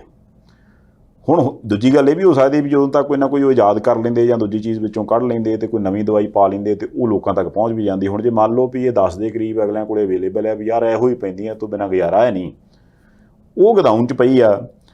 ਜਿਹੜਾ ਬੰਦਾ ਮਿਲੇਗਾ ਕੋਈ ਜ਼ਿਮੀਂਦਾਰ ਆ, ਉਹਨੇ ਆਖਣਾ ਵੀ ਯਾਰ ਚਾਹੀਦੀ ਤੇ ਹੈਗੀ ਗੁਰੂਆ, ਉੱਦਾਂ ਫਸਲ ਮਰ ਜਾਣੀ, ਕਰਾਂਗੇ ਕੀ, ਕੀੜੇ ਦਾ ਇਲਾਜ ਨਹੀਂ ਹੈਗਾ। ਉਹਨੇ ਫਿਰ ਹੌਲੀ ਜਾਣਾ ਵੀ ਮਿਲ ਤੇ ਜਾਊਗੀ ਹੈ, ਕਿਉਂਕਿ ਰਿਸਕ ਆ ਵੀ ਪਰਦੇ ਨਾ ਪਰ 200 ਮਹਿੰਗੀ ਮਿਲਣੀ ਆ। ਹੁਣ ਯਾਰ ਮਹਿੰਗੀ ਕਿਦਾ ਯਾਰ, ਹੁਣ ਮੈਂ ਕੋਈ ਅੰਦਰੋਂ ਥੋੜ੍ਹਾ ਲਿਆਉਣੀ, ਮੈਂ ਵੀ ਤਾਂ ਕਿਤੇ ਫੜਨੀ। ਹਾਲਾਂਕਿ ਭਾਵੇਂ ਉਹਦੇ ਕੋਲ ਹੀ ਪਈ ਹੋਵੇ ਵੀ ਜਿਹੜੀ ਚੀਜ਼ ਵਪਾਰੀ ਨੇ ਬਣਾ ਲਈ ਆ, ਮੈਨੂੰ ਇਹ ਆਸ ਹੈ ਵੀ ਵਪਾਰੀ ਜਿਹੜੇ ਖਾਸ ਕਰਕੇ ਇਹਦਾ ਕੰਮ ਕਰਨ ਵਾਲੇ ਆ, ਉਹਨਾਂ ਮਾਇਆ ਚੰਗੀ ਮੋਟੀ ਵੱਟਣੀ ਇਹਦੇ ਤੋਂ, ਕਿਉਂਕਿ ਅਗਲੇ ਬੰਦੇ ਦੀ ਲੋੜ ਆ, ਚੀਜ਼ ਉਹਦੇ ਕੋਲੇ ਪਈ ਆ। ਉਹ ਪਰਦੇ ਦੇ ਨਾਂ ਦੇ ਉੱਪਰ, ਉਹ ਗੈਰ ਕਾਨੂੰਨੀ ਦੇ ਨਾਂ ਦੇ ਉੱਪਰ, ਪਾਬੰਦੀ ਵਾਲੀ ਚੀਜ਼ ਦੇ ਨਾਂ ਦੇ ਉੱਪਰ ਕਹਿ ਕੇ ਕਈ ਤਰ੍ਹਾਂ ਨਾਲ ਇਹ ਸਾਰਾ ਕੁਛ ਕੰਮ ਚੱਲਣਾ। ਜੇ ਅਗਲੇ ਸਾਲ ਤੋਂ ਵੀ ਮੰਨ ਲਓ ਇਹ ਪੱਕਾ ਹੀ ਕਹਿ ਦੇਣ ਵੀ ਅੱਜ ਤੋਂ ਬਾਅਦ ਇਹ ਕੰਮ ਨਹੀਂ ਜੇ ਹੋਣਾ, ਅਗਲੇ ਸਾਲ ਤੋਂ ਦਾ ਕੋਈ ਅਲਟਰਨੇਟਿਵ ਨਿਕਲ ਜੇ ਤੇ ਹੋ ਸਕਦਾ ਵੀ ਗੱਲ ਹੋ ਜਾਵੇ। ਪਰ ਜੇ ਇਹੀ ਕੰਮ ਕਰਨਾ ਸੀ ਤੇ ਮੇਰਾ ਖਿਆਲ ਜੇ 2-3 ਮਹੀਨੇ ਪਹਿਲਾਂ ਕੀਤਾ ਹੁੰਦਾ ਤੇ ਉਹ ਜਾਣੇ ਸਾਰਿਆਂ ਨੂੰ ਪਤਾ ਹੁੰਦਾ, ਕਿਸਾਨਾਂ ਨੂੰ ਪਤਾ ਹੁੰਦਾ ਵੀ ਹਾਂ ਵੀਰ ਇੱਥੇ ਪਾਬੰਦੀ ਆ, ਦੂਜੀ ਇਹਦਾ ਕੋਈ ਅਲਟਰਨੇਟਿਵ ਆਉਣਾ, ਕੰਪਨੀ ਨੂੰ ਪਤਾ ਹੁੰਦਾ ਵੀ ਆਪਾਂ ਬਣਾਉਣ ਦੇ। ਆਹ ਜਿਹੜਾ ਮੌਕੇ 'ਤੇ 2.5 ਫੁੱਟ ਜਾ ਕੇ ਆਪਾਂ ਅਚਾਨਕ ਫੈਸਲਾ ਲੈ ਲੈਂਦੇ ਹਾਂ, ਇਹ ਮੈਨੂੰ ਲੱਗਦਾ ਹੁੰਦਾ ਵੀ ਕਈ ਵਾਰ ਇੱਕ ਨਵੀਂ ਤਰ੍ਹਾਂ ਦੀ ਕਰਪਸ਼ਨ ਨੂੰ ਜਨਮ ਦਿੰਦਾ। ਇਹ ਮੇਰਾ ਸ਼ੱਕ ਆ। ਨਹੀਂ, ਤੁਹਾਡਾ ਸ਼ੱਕ ਵਾਜਬ ਆ। ਮੈਂ ਸੰਧਾਲੀਆ ਸਾਹਿਬ ਥੋੜ੍ਹਾ ਜਿਹਾ ਵੱਖਰੇ ਤਰੀਕੇ ਨਾਲ ਸੋਚਦਾ। ਐਤਕੀ ਨਾ ਕਰਦੇ ਤਾਂ ਅਗਲੇ ਸਾਲ ਵੀ ਨਹੀਂ ਸੀ ਹੋਣਾ। ਐਤਕੀ ਕਰਨਗੇ 5% ਫਰਕ ਪੈ ਜੂ, ਹੋ ਸਕਦਾ 50% ਹੀ ਪੈ ਜਾਏ। ਕਿਉਂਕਿ ਦੇਖੋ, ਜੇ ਸਰਕਾਰਾਂ ਚਾਹੁਣ ਨਾ ਅਸੀਂ ਕਰਨਾ, ਉਹ ਕਰ ਦਿੰਦੀਆਂ, ਤਾਂ ਜੇ ਸਰਕਾਰਾਂ ਨਾ ਚਾਹੁਣ ਫਿਰ ਕੱਖ ਵੀ ਨਹੀਂ ਹੁੰਦਾ। ਹੁਣ ਐਤਕੀ ਪਹਿਲੀ ਗੱਲ ਇਹ ਹੈ ਕਿ ਖੁੱਲ੍ਹੇਆਮ ਤਾਂ ਵਿਕਣੀ ਨਹੀਂ। ਇਹ ਤਾਂ ਹੈ ਨਹੀਂ ਕਿ ਪਿੰਡ ਦੇ ਵਿੱਚ ਮੱਘਰ ਸਿੰਘ ਹੋਰਾਂ ਨੇ ਬਾਸਮਤੀ ਲਾਈ ਹੈ ਤੇ ਉਹ ਸਕੂਟਰ ਦੇ ਉੱਤੇ ਜਾਣਗੇ ਤੇ ਜਾ ਕੇ ਕਹਿ ਦੇਣਗੇ ਕਿ ਭਾਈ ਆ ਦੇ ਦਿਓ, ਉਹ ਨਹੀਂ ਕਹਿਣ ਲੱਗੇ। ਹੁਣ ਇੱਕ ਤਾਂ ਇਹਦੇ ਨਾਲ ਫਰਕ ਪੈ ਜੂ। ਦੂਸਰਾ, ਹੁਣ ਜਦੋਂ ਐਤਕੀ ਮੰਨ ਲਓ ਕਿਸੇ ਨੇ ਬਣਾ ਹੀ ਲਈ ਆ, ਮੈਂ ਸੋਚਦਾ ਸੀ ਪੰਜਾਬ ਦੇ ਵਿੱਚ 150 ਸ਼ਹਿਰ ਹੈ, ਹਰ ਸ਼ਹਿਰ ਦੇ ਵਿੱਚ 5 ਨਹੀਂ 10 ਡੀਲਰ ਲਾ ਲਓ, 1500 ਬੰਦਾ ਹੋ ਗਿਆ। 1500 ਬੰਦੇ ਨੂੰ ਨੁਕਸਾਨ ਹੋ ਜੂਗਾ ਨਾ, ਜ਼ਿਆਦਾ ਤਾਂ ਨਹੀਂ ਹੋਣ ਲੱਗਾ। ਤਾਂ ਜੇ 1500 ਦਾ ਨੁਕਸਾਨ ਦੇਖੀਗਾ ਤਾਂ ਬਾਕੀ 2.25 ਕਰੋੜ ਦਾ ਨੁਕਸਾਨ ਹੋ ਜਾਣਾ। ਤੇ ਦੂਸਰਾ, ਪਤਾ ਪੰਜਾਬ ਸਰਕਾਰ ਨੂੰ ਵੀ ਹੈਗਾ ਕਿ ਕੇਂਦਰ ਤੋਂ ਮਦਦ ਕਿੰਨੀ ਕੁ ਮਿਲਣੀ ਹੈ, ਪੰਜਾਬ ਦੇ ਕਿਸਾਨਾਂ ਨੂੰ ਹੋਰ ਢਾਈ ਕਿੱਥੋਂ ਕੁ ਮਿਲਣੀ ਹੈ। ਬਾਸਮਤੀ ਦਾ ਇੱਕ ਬਹੁਤ ਵੱਡਾ ਫਾਇਦਾ ਪਤਾ ਨਹੀਂ ਪ੍ਰੈਕਟੀਕਲੀ, ਕਿਉਂਕਿ ਬਾਸਮਤੀ ਲੇਟ ਲੱਗਦੀ ਹੈ, ਉਹ ਝੋਨੇ ਤੋਂ ਕਈ ਦਿਨ ਜਾਂ ਕਈ ਹਫ਼ਤੇ ਬਾਅਦ ਲੱਗਦੀ ਹੈ। ਉਦੋਂ ਤੱਕ ਬਹੁਤਾ ਗਰਮੀ ਦਾ ਮੌਸਮ ਨਿਕਲ ਚੁੱਕਾ ਹੁੰਦਾ। ਉਹਨੂੰ ਝੋਨੇ ਦੇ ਮੁਕਾਬਲੇ ਤਾਂ ਪਾਣੀ ਥੋੜ੍ਹਾ ਜਿਹਾ ਘੱਟ ਦੇਣੇ ਪੈਂਦੇ ਆ ਧਰਤੀ ਹੇਠੋਂ ਕੱਢ ਕੇ। ਇਸ ਕਰਕੇ ਹੋ ਸਕਦਾ ਕਿ ਪਾਣੀ ਦਾ ਵੀ ਬਚਾਅ ਹੋਵੇ। ਤੇ ਜੇ ਤਾਂ ਮੁੱਖ ਮੰਤਰੀ ਪੰਜਾਬ ਭਗਵੰਤ ਮਾਨ ਸਾਹਿਬ ਦਾ ਧਿਆਨ ਇਹਨਾਂ ਸਾਰੀਆਂ ਚੀਜ਼ਾਂ ਵੱਲ ਹੋਇਆ ਕਿ ਭਾਈ ਆਪਾਂ ਕਿਸਾਨ ਵੀ ਥੋੜ੍ਹੇ ਸੌਖੇ ਕਰਨੇ ਆ, ਮਜ਼ਦੂਰ ਦਾ ਵੀ ਹੱਥ ਥੋੜ੍ਹਾ ਜਿਹਾ ਢਿੱਲਾ ਕਰਨਾ ਹੈ, ਆਪਾਂ ਪਾਣੀ ਵਾਲਾ ਪੱਧਰ ਬਚਾਉਣ ਦੀ ਵੀ ਕੋਸ਼ਿਸ਼ ਕਰਨੀ ਹੈ, ਆਪਾਂ ਐਕਸਪੋਰਟ ਵਧਾ ਕੇ ਵਪਾਰੀ ਨੂੰ ਵੀ ਥੋੜ੍ਹਾ ਜਿਹਾ ਖੁਸ਼ਹਾਲ ਕਰਨਾ ਹੈ, ਤੇ ਮੈਨੂੰ ਲੱਗਦਾ ਕਿ ਕਰ ਦੇਣਗੇ। ਹਾਂ, ਅੰਦਰ ਖਾਤੇ ਸੀਟੀਆਂ ਉੱਪਰ ਪਤਾ ਨਹੀਂ ਕਿਸੇ ਦੀਆਂ ਰਲਦੀਆਂ ਕਿ ਨਹੀਂ ਰਲਦੀਆਂ, ਪਰ ਜਿਹੜਾ ਇਹਨਾਂ ਦੇ ਵਿਚਾਲੇ ਹੁੰਦਾ ਨਾ, ਵੇਚਣ ਵਾਲੇ ਤੇ ਸਰਕਾਰ ਵਾਲੇ ਦੇ ਵਿਚਾਲੇ, ਉਹਨਾਂ ਦੀਆਂ ਸੀਟੀਆਂ ਬਹੁਤ ਯਾਰ ਇੱਕੋ ਸੁਰ 'ਚ ਵੱਜਦੀਆਂ ਹੁੰਦੀਆਂ। ਹੁਣ ਉਹ ਸੀਟੀਆਂ, ਕਿਉਂਕਿ ਮੈਂ ਅੰਦਾਜ਼ਾ ਕੀ ਲਾਉਂਦਾ ਸੀ, ਕਦੇ ਕੋਈ ਰੋਡਵੇਜ ਵਾਲਾ ਫੜ ਲਿਆ, PRTC ਵਾਲਾ ਫੜ ਲਿਆ, ਕੋਈ ਖੇਤੀਬਾੜੀ ਵਿਭਾਗ ਵਾਲਾ, ਕਦੇ ਪਟਵਾਰੀ ਕਾਬੂ ਆ ਗਿਆ, ਕਦੇ ਰਜਿਸਟਰੀ ਕਲਰਕ ਕਾਬੂ ਆ ਗਿਆ। ਇਹਦਾ ਮਤਲਬ ਹੈ ਕਿ ਹੇਠਲੀ ਪੱਧਰ ਤੇ ਗੱਲ ਤਾਂ ਜਾਂਦੀ ਹੈ ਕਿ ਭਾਈ ਬੰਦੇ ਹੁਣ ਫੜ ਹੋ ਜਾਂਦੇ ਆ। ਮੈਨੂੰ ਆਸ ਹੈ ਕਿ ਅੱਧ ਵਿਚਾਂ ਦਾ ਫਰਕ ਐਤਕੀ ਪੈ ਜਾਣਾ। ਤੇ ਵੈਸੇ ਵੀ ਜਿਹੜਾ ਸਿਆਣਾ ਬੰਦਾ ਹੋਊਗਾ ਨਾ, ਬਹੁਤ ਸਾਰੇ ਲੋਕ ਨੇ, ਫੁੱਲਾਂ ਦੀ ਕਾਸ਼ਤ ਪੰਜਾਬ ਦੇ ਵਿੱਚ ਕਦੇ ਕਿਸੇ ਨੇ ਸੋਚੀ ਸੀ, ਹੁਣ ਤਾਂ ਸੇਬਾਂ ਦੀ ਕਾਸ਼ਤ ਲੋਕ ਕਰਨ ਲੱਗ ਪਏ ਆ। ਬਹੁਤ ਸਾਰੇ ਲੋਕ ਨੇ ਜਿਹੜੇ ਦੇਸੀ ਕੁਦਰਤੀ ਤਰੀਕੇ ਦੇ ਨਾਲ ਖੇਤੀ ਕਰਦੇ ਆ। ਜਿਹੜਾ ਨੌਜਵਾਨ ਸਿਆਣਾ, ਜਿਹਨੂੰ ਪਤਾ ਕਿ ਭਾਈ ਐਕਸਪੋਰਟ ਵਾਲੀ ਬਾਸਮਤੀ, ਕਿਉਂਕਿ 2000 ਨੂੰ ਵਿਕਣੀ ਹੈ, ਹੋ ਸਕਦਾ 1500 ਨੂੰ ਵਿਕੇ, ਹੋ ਸਕਦਾ 7000 ਨੂੰ ਵੀ ਅਗਲੇ ਚੱਕ ਲੈਣ, ਜੇ ਅਗਲਿਆਂ ਦੇ ਕੋਲੇ ਦਾਵਾ ਹੋ ਕੇ ਭਾਈ ਇਹਦੇ ਵਿੱਚੋਂ ਕੁਝ ਨਹੀਂ ਨਿਕਲਦਾ, ਇਹ ਪਾਇਆ ਹੀ ਕੱਖ ਨਹੀਂ। ਹੁਣ ਤਾਂ ਬਹੁਤ ਸਾਰੇ ਨੌਜਵਾਨ ਕਿਸਾਨ ਨੇ WhatsApp ਦੇ ਉੱਤੇ ਗਰੁੱਪ ਬਣਾ ਲੈਂਦੇ ਆ, ਪਹਿਲੇ ਕਹਿ ਦਿੰਦੇ ਕਿ ਭਾਈ ਅਸੀਂ ਇੰਨੇ ਥਾਂ ਦੇ ਵਿੱਚ ਬਾਸਮਤੀ ਬੀਜਣ ਲੱਗੇ ਆ, ਉਹਦੇ ਵਿੱਚ ਪਾਉਣਾ ਅਸੀਂ ਕੁਝ ਨਹੀਂ, ਜੇ ਕਿਸੇ ਨੇ ਬਾਹਰ ਭੇਜਣ ਦੇ ਲਈ ਬਾਸਮਤੀ ਖਰੀਦਣੀ ਹੈ ਤਾਂ ਸਾਡੇ ਤੋਂ ਖੇਤ ਦੇ ਵਿੱਚ ਆ ਕੇ ਭਾਵੇਂ ਚੈੱਕ ਕਰਾ ਕੇ ਲੈ ਜਿਓ। ਹੁਣ ਉਹ ਜਿਹੜੇ ਲੋਕ ਆ, ਇੱਕ ਤਾਂ ਉਹਨਾਂ ਨੂੰ ਫਰਕ ਪੈ ਜਾਣਾ, ਕੁਝ ਸਖਤੀ ਨਾਲ ਫਰਕ ਪੈ ਜਾਣਾ, ਤੇ ਐਤਕੀ ਜਿਹਨਾਂ ਨੇ ਬਣਾ ਲਈ ਹੈ ਅਗਲੀ ਵਾਰ ਲਈ ਕੰਨਾਂ ਨੂੰ ਹੱਥ ਲਾ ਲੈਣਗੇ। ਐਤਕੀ ਨਹੀਂ ਤਾਂ ਅਗਲੀ ਵਾਰ ਤਾਂ ਫਰਕ ਵੱਟਦਾ ਹੀ ਆ ਨਾ। ਦੇਖੋ, ਤੁਸੀਂ ਨਾ ਬਹੁਤ ਜ਼ਿਆਦਾ ਪੋਜ਼ਿਟਿਵ ਹੁੰਦੇ ਆ, ਮੈਨੂੰ ਇਹ ਪ੍ਰੈਕਟੀਕੈਲਿਟੀ ਇੰਨੀ ਸਮਝ ਆਉਂਦੀ ਨਹੀਂ ਹੁੰਦੀ, ਕਿਉਂਕਿ ਮੈਨੂੰ ਦੇ ਵੀ ਪਤਾ, ਮੈਂ ਚਲੋ ਦਵਾਈਆਂ ਦਾ ਨਾਂ ਨਹੀਂ ਲੈਂਦਾ, 1-2 ਹਰਬੀਸਾਈਡ ਨੇ ਉਹ ਭਾਰਤ ਸਰਕਾਰ ਨੇ ਬੈਨ ਕੀਤੇ ਹੋਏ ਭਾਰਤ 'ਚ। ਅੱਜ ਵੀ ਤੁਸੀਂ ਪਤਾ ਕਰ ਲਿਓ, ਤੁਹਾਨੂੰ ਮਿਲ ਜਾਣਗੇ ਪੰਜਾਬ ਦੇ ਵਿੱਚੋਂ। ਯਾਰ ਹੁਣ ਫਿਰ ਕਰੀਏ ਕੀ, ਰੱਖਣੀ ਪੈਂਦੀ, ਉਹਦੇ ਬਿਨਾਂ ਫਿਰ ਘਾਹ ਨਹੀਂ ਮਰਦਾ। ਨਹੀਂ ਸਾਰਿਆਂ ਨੇ ਰੱਖੀ ਹੈ, ਫਿਰ ਅਸੀਂ ਨਾ ਫਿਰ ਗਾਹਕ ਜਾਂਦਾ ਹੀ ਹੈ ਨਾ। ਹੁਣ ਕਾਰਨ ਹੈ ਵੀ ਜੇ ਮਤਲਬ ਜੇ ਭਾਰਤ ਸਰਕਾਰ ਦੀਆਂ ਬੰਦ ਕੀਤੀਆਂ ਚੀਜ਼ਾਂ ਅਜੇ ਵੀ ਭਾਰਤ 'ਚ ਨਹੀਂ, ਉਹ ਫੈਸਲਾ ਮਾੜਾ ਕਿ ਚੰਗਾ? ਨਹੀਂ, ਫੈਸਲਾ ਬਹੁਤ ਵਧੀਆ, ਮੈਂ ਤਾਂ ਕਹਿੰਦਾ ਪਰ ਜਿਹਨੂੰ ਕਰ ਲਿਆ ਜਾਵੇ। ਜੇ ਮੰਨ ਲਓ ਮੈਂ ਕਹਿੰਦਾ ਯਾਰ ਇੰਨੀਆਂ ਸਲਾਹਾਂ ਦਿੰਦੇ ਹੁੰਦੇ ਆ, ਕਦੇ ਚੰਗੇ ਤਰੀਕੇ ਠੋਸ ਰੂਪ 'ਚ ਇੰਪਲੀਮੈਂਟ ਕਰਨ ਦੀ ਵੀ ਸਲਾਹ ਦੇ ਦਿਓ ਕਿ ਲੀਡਰਾਂ ਦਿਮਾਗ ਦੂਜੇ ਪਾਸੇ ਵੀ ਚੱਲਣ। ਨਹੀਂ, ਇੰਪਲੀਮੈਂਟ ਕਰਨ ਦੀ ਸਲਾਹ ਤਾਂ ਮੈਂ ਦਿੱਤੀ। ਦੇਖੋ, ਇੰਪਲੀਮੈਂਟ ਕਰਨ ਦੀ ਸਲਾਹ ਇਹ ਆ ਵੀ ਜਿੱਦਾਂ ਪਿਛਲੇ ਸਮੇਂ 'ਚ ਤੁਹਾਨੂੰ ਯਾਦ ਹੋਣਾ, ਮੇਰਾ ਖਿਆਲ ਜਿੱਦਾਂ ਲਿਫਾਫੇ ਬਣਨੋਂ ਹਟ ਗਏ। ਨਹੀਂ, ਬਾਲਮੁਕੰਦ ਸ਼ਰਮਾ ਜੀ ਆਏ ਨਾ। ਨਹੀਂ, ਤੁਸੀਂ ਕਿਹਾ ਸੀ ਨਾ ਕਿ ਭਾਈ ਬੰਦ ਕਰ ਦਿਓ ਫਿਰ ਅਗਲੇ ਬਣਾਉਣ ਨਾ। ਆਹੋ ਵੀ ਉਹ ਸਲਾਹ ਦਿੱਤੀ, ਕਿਹੜਾ ਵੀ ਹਟ ਗਏ। ਉਹ ਆਂਦੇ ਨਾ ਵੀ ਅਸੀਂ ਐਕਸਪੋਰਟ ਕਰਨਾ ਬਾਹਰ ਨੂੰ ਚੀਜ਼ਾਂ ਜੀ। ਤੇ ਜਿੱਦਾਂ ਹੁਣ ਮਾਰਕਫੈਟ ਦਾ ਸੋਹਣਾ ਬ੍ਰਾਂਡ ਹੈ ਨਾ, ਉਹਦਾ ਇੱਕ ਦਿਨ ਸਾਗ ਮੈਂ ਇੱਥੇ ਵੇਖਿਆ ਕੈਨੇਡਾ 'ਚ, ਇੱਕ ਸਟੋਰ 'ਚ, ਵੱਡੇ ਸਟੋਰ 'ਚ ਡੱਬੇ 'ਚ ਬੰਦ ਹੋਇਆ। ਹੁਣ ਮੈਨੂੰ ਲੱਗਿਆ ਵੀ ਇਹਦਾ ਮਤਲਬ ਇਹ ਹੋ ਗਿਆ ਵੀ ਇਹ ਤੇ ਗੱਲ ਪੱਕੀ ਹੈ ਵੀ ਇਹ ਸਰਕਾਰੀ ਜਿਹੜਾ ਸਾਗ ਆ ਉੱਥੇ ਪੰਜਾਬ 'ਚ ਕਿਤੇ ਬਣਿਆ ਤੇ ਉੱਥੋਂ ਪੈਕ ਹੋ ਕੇ ਕੈਨੇਡਾ ਦੇ ਕਿਸੇ ਸਟੋਰ ਤੱਕ ਆ ਗਿਆ ਜੀ। ਫਿਰ ਮੈਨੂੰ ਲੱਗਾ ਵੀ ਜੇ ਇੱਕ ਚੀਜ਼ ਆ ਗਈ ਤਾਂ ਮਤਲਬ ਬਾਕੀਆਂ ਵੀ ਆ ਸਕਦੀਆਂ ਨੇ। ਗੱਲ ਸਿਰਫ ਉਨੀ ਕਾ ਜਿਹੜੀ ਵੀ ਹੁਣ ਜੇ ਮੰਨ ਲਓ ਜਿਹੜੇ ਹੁਣ ਚੌਲਾਂ ਦੀ ਜਾਂ ਬਾਸਮਤੀ ਦੀ ਗੱਲ ਕਰਦੇ ਆ, ਹੁਣ ਜੇ ਇਹ ਤੇ ਗੱਲ ਪੱਕੀ ਆ ਵੀ ਬਾਸਮਤੀ ਦੇ ਲਈ ਇਹ ਜ਼ਮੀਨ ਹੈਗੀ ਆ, ਆਪਾਂ ਉੱਥੇ ਬੀਜ ਸਕਦੇ ਹਾਂ, ਆਪਾਂ ਕਰ ਸਕਦੇ ਹਾਂ। ਤੇ ਜੇ ਸਰਕਾਰ ਮੈਂ ਨਾ ਬਦਲੀ ਲੱਭਦੀ ਆ, ਹੋ ਸਕਦਾ ਕਿਸੇ ਨੂੰ ਲੱਗਦਾ ਹੋਵੇ ਵੀ ਯਾਰ ਆਹ ਬਦਲ ਆਹ ਬਦਲ। ਮੈਨੂੰ ਲੱਗਦਾ ਹੁੰਦਾ ਵੀ ਸਭ ਤੋਂ ਪਹਿਲਾ ਬਦਲ ਜੇ ਕੋਈ ਝੋਨੇ ਦਾ ਹੈਗਾ ਤੇ ਉਹਦੇ ਬਾਸਮਤੀ ਹੈਗਾ। ਹਾਂ, ਪਰ ਉਹਦੇ ਲਈ ਬਣਾਉਣੀ ਉਸੇ ਤਰ੍ਹਾਂ ਦੀ ਪਊਗੀ ਕਿ ਅਗਲੇ ਬੰਦੇ ਨੂੰ ਪਤਾ ਲੱਗੇ ਵੀ ਵੀਰ ਮੇਰੇ ਇਸ ਦਾਣੇ ਨੂੰ ਭਾਵੇਂ ਤੂੰ ਮੁੱਦਾ ਸਿੱਧਾ ਕਰਕੇ ਜਿਵੇਂ ਮਰਜ਼ੀ ਚੈੱਕ ਕਰਾ ਲਾ, ਇਹਦੇ 'ਚ ਹੈ ਕੁਛ ਨਹੀਂ। ਹੋ ਸਕਦਾ ਤੁਹਾਡੇ ਕੈਨੇਡਾ, ਅਮਰੀਕਾ, ਆਸਟ੍ਰੇਲੀਆ ਵਾਲੇ ਦਾਣੇ 'ਚੋਂ ਤਾਂ ਭਾਵੇਂ ਕੁਛ ਨਾ ਕੁਛ ਨਿਕਲ ਆਵੇ, ਇਹਦੇ 'ਚੋਂ ਸਿਰਫ ਔਰਗੈਨਿਕ ਕੁਛ ਨਾ ਕੁਛ ਨਿਕਲੂਗਾ। ਜਦੋਂ ਇਸ ਲੈਵਲ ਦਾ ਉਹ ਚੀਜ਼ ਬਣਾ ਕੇ ਤੇ ਆਪਾਂ ਆਪਣੇ ਤੌਰ ਦੇ ਉੱਪਰ ਕੰਟਰੋਲ ਕਰਕੇ, ਚਾਹੇ ਸਰਕਾਰਾਂ ਹੀ ਉਹਦਾ ਵਪਾਰੀਕਰਨ ਕਰ ਲੈਣ, ਜੇ ਉਹ ਭੇਜਣ ਵਾਲੇ ਪਾਸੇ ਤੁਰ ਪੈਣ ਤਾਂ ਫਿਰ ਕੰਮ ਚੱਲ ਸਕਦਾ। ਦੇਖੋ, ਮੈਂ ਨਾਂ ਨਹੀਂ ਲੈਂਦਾ ਪਰ ਉਹ ਇੱਕ ਢਿੱਡ ਘਮਾਉਣ ਵਾਲਾ ਸਾਧ ਵਾਹਵਾ ਸਾਲ ਪਹਿਲਾਂ ਤੋਂ ਸ਼ੁਰੂ ਹੋਇਆ ਸੀ। ਜੇ ਉਹ ਕਈ 100 ਕਰੋੜ ਤੇ ਹਜ਼ਾਰਾਂ ਕਰੋੜ ਦੀ ਟਰਨਓਵਰ ਬਣਾ ਸਕਦਾ, ਉਹ ਵੀ ਕਿਤੇ ਉਹਨੇ ਕਿਹੜਾ ਵੀ ਆਪ ਮਤਲਬ ਜਾ ਕੇ ਨੱਕੇ ਮੋੜੇ ਤੇ ਜਾਂ ਬਾਸਮਤੀ ਬਣਾਉਂਦਾ ਹੋ, ਜਾਂ ਤੇਲ ਕਿਤੇ ਸਰੋਂ ਬੀਜਦਾ ਫਿਰਦਾ, ਲੋਕਾਂ ਤੋਂ ਖਰੀਦ ਕੇ ਸਾਰਾ ਜੁਗਾੜ ਬਣਾਇਆ ਨਾ। ਤੇ ਉਹ ਸਰਕਾਰ ਕੋਲੇ ਖਰੀਦਣ ਵਾਲਾ ਕੰਮ ਹੀ ਹੈਗਾ, ਸਰਕਾਰ ਕੋਲੇ ਬਣਾਉਣ ਵਾਲੀਆਂ ਫੈਕਟਰੀਆਂ ਵੀ ਹੈਗੀਆਂ, ਸਰਕਾਰ ਕੋਲੇ ਬਾਹਰ ਭੇਜਣ ਵਾਲਾ ਸਮਝੌਤੇ ਕਰਨ ਵਾਲਾ ਕੰਮ ਹੀ ਹੈਗਾ। ਜੇ ਉਹ ਕੰਮ ਇੱਕ ਬੰਦਾ ਕਰ ਸਕਦਾ ਤੇ ਏਡੀ ਵੱਡੀ ਸਰਕਾਰ ਲਈ ਕਿੱਡੀ ਗੱਲਾਂ 'ਚ ਗੱਲ। ਨਹੀਂ, ਸੰਭਵ ਆ ਜੀ। ਮੈਂ ਤਾਂ ਇਹ ਮੰਨ ਕੇ ਚੱਲਦਾ ਹੁੰਦਾ ਸੰਭਵ ਆ, ਬਸ ਤੁਹਾਡੇ ਵਿੱਚ ਇੱਛਾ ਸ਼ਕਤੀ ਹੋਣੀ ਚਾਹੀਦੀ ਹੈ। ਜਦੋਂ ਸੰਧਾਲੀਆ ਸਾਹਿਬ ਸਿਰ ਤੇ ਪਈ ਹੋਵੇ, ਤੁਸੀਂ ਦੇਖੋ ਅਪ੍ਰੈਲ ਦੇ ਵਿੱਚ ਕਲਾਸਾਂ ਨਵੀਆਂ ਲੱਗਣੀਆਂ ਸ਼ੁਰੂ ਹੁੰਦੀਆਂ। ਅਪ੍ਰੈਲ, ਮਈ, ਜੂਨ, ਜੁਲਾਈ, ਅਗਸਤ, ਸਤੰਬਰ, ਅਕਤੂਬਰ, ਨਵੰਬਰ ਤੁਸੀਂ ਭੋਰਾ ਨਹੀਂ ਸੀ ਪੜ੍ਹਦੇ ਹੁੰਦੇ। ਤੁਹਾਨੂੰ ਪਤਾ ਲੱਗਦਾ ਹੁੰਦਾ ਹੁਣ ਦਸੰਬਰ 'ਚ ਕੱਚੇ ਪੇਪਰ ਆਉਣ ਵਾਲੇ ਆ। ਨਹੀਂ, ਉਹ ਵੀ ਐਵੇਂ ਲੰਘ ਜਾਂਦੇ ਹੁੰਦੇ। ਵੇਖੋ, ਮੈਂ ਇਮਾਨਦਾਰੀ ਨਾਲ ਦੱਸਾਂ, ਮੈਂ ਫਰਵਰੀ 'ਚ ਪੜ੍ਹਦਾ ਸੀ। ਕਹਿੰਦੇ ਫਰਵਰੀ 'ਚ ਯਾਰ, ਮਾਰਚ 'ਚ ਕਿਤੇ ਜਾ ਕੇ ਪੇਪਰ ਹੁੰਦੇ, ਫਰਵਰੀ 'ਚ ਕੌਣ ਪੜ੍ਹਦਾ? ਮਾਰਚ ਦੇ ਵਿੱਚ ਜਦੋਂ ਡੇਟ ਸ਼ੀਟ ਜੀ ਆ ਜਾਣੀ ਨਾ, ਜਦੋਂ ਵੀ ਹੁਣ ਤੇ ਪੜ੍ਹਨਾ ਹੀ ਪੈਣਾ, ਫਿਰ ਹਿਸਾਬ ਲਾਉਣਾ ਵੀ ਕਿਹੜੇ ਪੇਪਰ 'ਚ ਕਿੰਨੀਆਂ ਛੁੱਟੀਆਂ ਵੀ ਜਿਹਦੇ 'ਤੇ 2 ਛੁੱਟੀਆਂ, ਇਹਦਾ ਨਹੀਂ ਪੜ੍ਹਨ ਦੀ ਲੋੜ। ਹਾਂ, ਇਹ ਉਦੋਂ ਨੂੰ ਕਰ ਲੈਣਾ। ਜਿਹਦੇ 'ਚ ਇੱਕ ਅੱਧੀ ਛੁੱਟੀ, ਇਹਦੀ ਕਿਤਾਬ ਵੇਖਣੀ ਪੈਣੀ ਹੈ। ਤੁਸੀਂ ਦੇਖੋ, ਇਹਦਾ ਮਤਲਬ ਕਿ ਤੁਸੀਂ ਹੁਸ਼ਿਆਰ ਤਾਂ ਸੀਗੇ, ਤੁਹਾਨੂੰ ਛੇਤੀ ਸਮਝ ਆਉਂਦਾ। ਜੇ ਤੁਸੀਂ ਸਿਆਣੇ ਵੀ ਹੁੰਦੇ, ਜੇ ਤੁਸੀਂ ਪਹਿਲਾਂ ਵੀ ਪੜ੍ਹਨ ਲੱਗ ਪੈਂਦੇ, ਫਿਰ ਕਿੱਥੇ ਜਾਂਦੇ? ਤੇ ਹੁਸ਼ਿਆਰ ਸ਼ੂਰ ਤਾਂ ਨਹੀਂ, ਜੇ ਮੈਂ ਹੁਸ਼ਿਆਰ ਹੁੰਦਾ ਤਾਂ ਕਿਸੇ ਤੁਹਾਡੇ ਨਾਲ ਬੈਠਾ ਹੁੰਦਾ। ਨਹੀਂ, ਇਹ ਵੀ ਗੱਲ ਮੈਂ ਆਪ ਘਰੇ ਇਹ ਗੱਲ ਕਰਦਾ ਹੁੰਦਾ। ਠੀਕ, ਚਲੋ ਅੱਛਾ। ਸੰਧਾਲੀਆ ਸਾਹਿਬ, ਅਗਲੀ ਗੱਲ ਜਿਹੜੀ ਕਰੀਏ, ਹਰਿਆਣੇ ਦੇ ਵਿੱਚ ਮੈਂ ਹੈਰਾਨ ਹਾਂ। ਮਨੋਹਰ ਲਾਲ ਖੱਟਰ ਸਾਹਿਬ ਮੁੱਖ ਮੰਤਰੀ ਨੇ, ਅਸੀਂ ਉਦੋਂ ਬੜੇ ਖੁਸ਼ ਹੋਏ ਸੀ ਜਦੋਂ ਉਹਨਾਂ ਨੇ ਆਪਣੀ ਤਖਤੀ ਨੇਮ ਪਲੇਟ ਜਿਹੜੀ ਲਾਈ ਸੀ, ਉਹਦੇ ਵਿੱਚ ਪੰਜਾਬੀ 'ਚ ਵੀ ਲਿਖਿਆ ਸੀ ਮਨੋਹਰ ਲਾਲ ਖੱਟਰ। ਚਲੋ, ਮਨੋਹਰ ਲਾਲ ਲਿਖਿਆ ਸੀ, ਖੱਟਰ ਨਹੀਂ ਸੀ ਲਿਖਿਆ ਉਹਨਾਂ ਨੇ। ਹੁਣ ਉਹਨਾਂ ਦੇ ਕਾਰਜਕਾਲ ਦੇ ਵਿੱਚ ਮੈਨੂੰ ਲੱਗਦਾ ਕਿ ਦੂਸਰੀ ਵਾਰੀ ਕੰਮ ਚੱਲ ਪਿਆ। 2016 ਦਾ ਜੇ ਲੋਕਾਂ ਨੂੰ ਚੇਤਾ ਨਹੀਂ ਭੁੱਲਾ ਹੋਣਾ, ਜਦੋਂ ਜੱਟ ਰਾਖਵਾਂਕਰਨ ਅੰਦੋਲਨ ਚੱਲਦਾ ਸੀ, ਪੰਜਾਬ ਤੋਂ ਦਿੱਲੀ ਨੂੰ ਲੋਕ ਜਿਹੜੇ ਜਾਂਦੇ ਆ ਤੇ ਉਹਨਾਂ ਨੂੰ ਚੰਗੇ ਤਰੀਕੇ ਪਤਾ ਕਿ ਉਦੋਂ ਰਾਹ ਦੇ ਵਿੱਚ ਕੀ ਹੋਇਆ ਸੀ, ਕਿਸ ਤਰੀਕੇ ਹੁੜਦੰਗ ਮਚਿਆ ਸੀ, ਇੱਜ਼ਤਾਂ ਤੱਕ ਲੁੱਟੇ ਜਾਣ ਦੀਆਂ ਖਬਰਾਂ ਸੀ ਬਹੁਤ। ਉਦੋਂ ਅਦਾਲਤ ਨੇ ਆਪ ਨੋਟਿਸ ਲਿਆ ਸੀ ਇਸ ਮਸਲੇ ਦਾ। ਲੋਕਾਂ ਨੂੰ ਲੁੱਟਿਆ, ਗੱਡੀਆਂ ਭੰਨ ਦਿੱਤੀਆਂ। 2 ਦਿਨ ਕੋਈ ਸਰਕਾਰ, ਕੋਈ ਕੁਛ ਇਸ ਤਰੀਕੇ ਦਾ ਨਜ਼ਰ ਨਹੀਂ ਸੀ ਆਉਂਦਾ ਕਿ ਕੁਛ ਹੈਗਾ। ਹਾਂ, ਪੂਰਾ ਨਹੀਂ ਸੀ। ਉਹ ਲੋਕਾਂ ਨੂੰ ਇਹ ਚੇਤਾ ਨਹੀਂ ਭੁੱਲਾ, ਖਾਸ ਤੌਰ ਦੇ ਉੱਤੇ ਉਹਨਾਂ ਨੂੰ ਤਾਂ ਬਿਲਕੁਲ ਨਹੀਂ ਚੇਤਾ ਭੁੱਲਾ ਹੋਣਾ ਜਿਨ੍ਹਾਂ ਨੇ ਉਹ ਸਾਰਾ ਕੁਝ ਆਪਣੇ ਪਿੰਡੇ ਦੇ ਉੱਤੇ ਹੰਢਾਇਆ ਸੀ। ਤੇ ਸਾਨੂੰ ਇਹ ਲੱਗਦਾ ਸੀ ਕਿ ਉਸ ਘਟਨਾ ਤੋਂ ਬਾਅਦ ਸ਼ਾਇਦ ਦੁਬਾਰਾ ਕਦੇ ਹਰਿਆਣੇ ਦੇ ਵਿੱਚ ਇਦਾਂ ਦੇ ਹਾਲਾਤ ਨਹੀਂ ਹੋਣਗੇ। ਪਰ ਹੁਣ ਪਿਛਲੇ ਕੁਝ ਘੰਟਿਆਂ ਤੋਂ ਜੋ ਹਾਲਾਤ ਬਣੇ ਪਏ, ਖਾਸ ਤੌਰ ਤੇ ਨੂੰਹ ਜ਼ਿਲ੍ਹਾ ਨਾ, ਉਹ ਨੂੰਹ ਜ਼ਿਲ੍ਹੇ ਦੇ ਵਿੱਚ ਇੱਕ ਧਾਰਮਿਕ ਯਾਤਰਾ ਨਿਕਲੀ ਤਾਂ 2 ਫਿਰਕਿਆਂ ਦਾ ਆਪਸ ਵਿੱਚ ਟਕਰਾਅ ਹੋ ਗਿਆ। ਸੰਧਾਲੀਆ ਸਾਹਿਬ, ਠੀਕ ਹੈ, ਇੱਥੇ ਵੱਖ-ਵੱਖ ਧਰਮਾਂ ਦਾ ਟਕਰਾਅ ਰਹਿੰਦਾ, ਵੱਖ-ਵੱਖ ਜਾਤੀਆਂ ਦਾ ਟਕਰਾਅ ਰਹਿੰਦਾ, ਇੱਕ ਧਰਮ ਦੇ ਵਿੱਚ ਵੀ 2 ਹਿੱਸਿਆਂ ਦਾ ਟਕਰਾਅ ਹੋ ਜਾਂਦਾ। ਪਰ ਗੱਲ ਕੀ ਹੈ ਕਿ ਕਾਨੂੰਨ ਵਿਵਸਥਾ ਇੰਨੀ ਕਮਜ਼ੋਰ ਹੋ ਗਈ ਹੈ ਕਿ ਲੋਕਾਂ ਨੂੰ, ਜਿਹੜੇ ਬਦਮਾਸ਼ ਕਿਸਮ ਦੇ ਲੋਕ ਨੇ, ਉਹਨਾਂ ਨੂੰ ਡਰ ਡੁੱਕਰ ਕੋਈ ਨਹੀਂ ਰਿਹਾ। ਤੁਸੀਂ ਦੇਖੋ ਕਿ 1.5 ਘੰਟੇ ਦੇ ਵਿੱਚ ਕੀ ਹੁੰਦਾ ਹੈ। ਥਾਣੇ ਦੇ ਉੱਤੇ ਹਮਲਾ ਹੋ ਜਾਂਦਾ, 2 ਹੋਮਗਾਰਡ ਦੇ ਜਵਾਨਾਂ ਦੀ ਮੌਤ ਹੋ ਜਾਂਦੀ ਹੈ, ਪੁਲਿਸ ਦੇ ਉੱਤੇ ਗੋਲੀ ਚਲਾ ਦਿੱਤੀ ਜਾਂਦੀ ਹੈ, ਇੱਕ ਬੱਸ ਲੁੱਟ ਲਈ ਜਾਂਦੀ ਹੈ, ਉਸ ਬੱਸ ਨੂੰ ਮੁੜ ਕੇ ਸਾਈਬਰ ਕ੍ਰਾਈਮ ਥਾਣਿਆਂ ਦੇ ਕੰਧ ਦੇ ਵਿੱਚ ਲਿਜਾ ਕੇ ਮਾਰਿਆ ਜਾਂਦਾ ਕਿ ਕੰਧ ਢਹਿ ਜਾ ਤਾਂ ਆਪਾਂ ਥਾਣੇ ਦੇ ਅੰਦਰ ਜਾ ਵੜੀਏ। ਇੱਕ ਸ਼ੋਰੂਮ ਦੇ ਵਿੱਚੋਂ 2-250 ਮੋਟਰਸਾਈਕਲ ਲੁੱਟ ਕੇ ਲੈ ਗਏ। ਜਾਣੀ ਇਹਦਾ ਮਤਲਬ ਕਿ ਹਰਿਆਣਾ ਸੂਬੇ ਦੇ ਵਿੱਚ ਜਥੇਬੰਦਕ ਢੰਗ ਦੇ ਨਾਲ ਕੁਝ ਐਸੇ ਤੱਤ ਹੈਗੇ ਆ ਜਿਹੜੇ ਉਡੀਕਦੇ ਰਹਿੰਦੇ ਆ ਕਿ ਇਦਾਂ ਦਾ ਕੁਛ ਨਾ ਕੁਛ ਹੋਵੇ ਤਾਂ ਆਪਾਂ ਆਪਣਾ ਕੰਮ ਸ਼ੁਰੂ ਕਰ ਦਈਏ।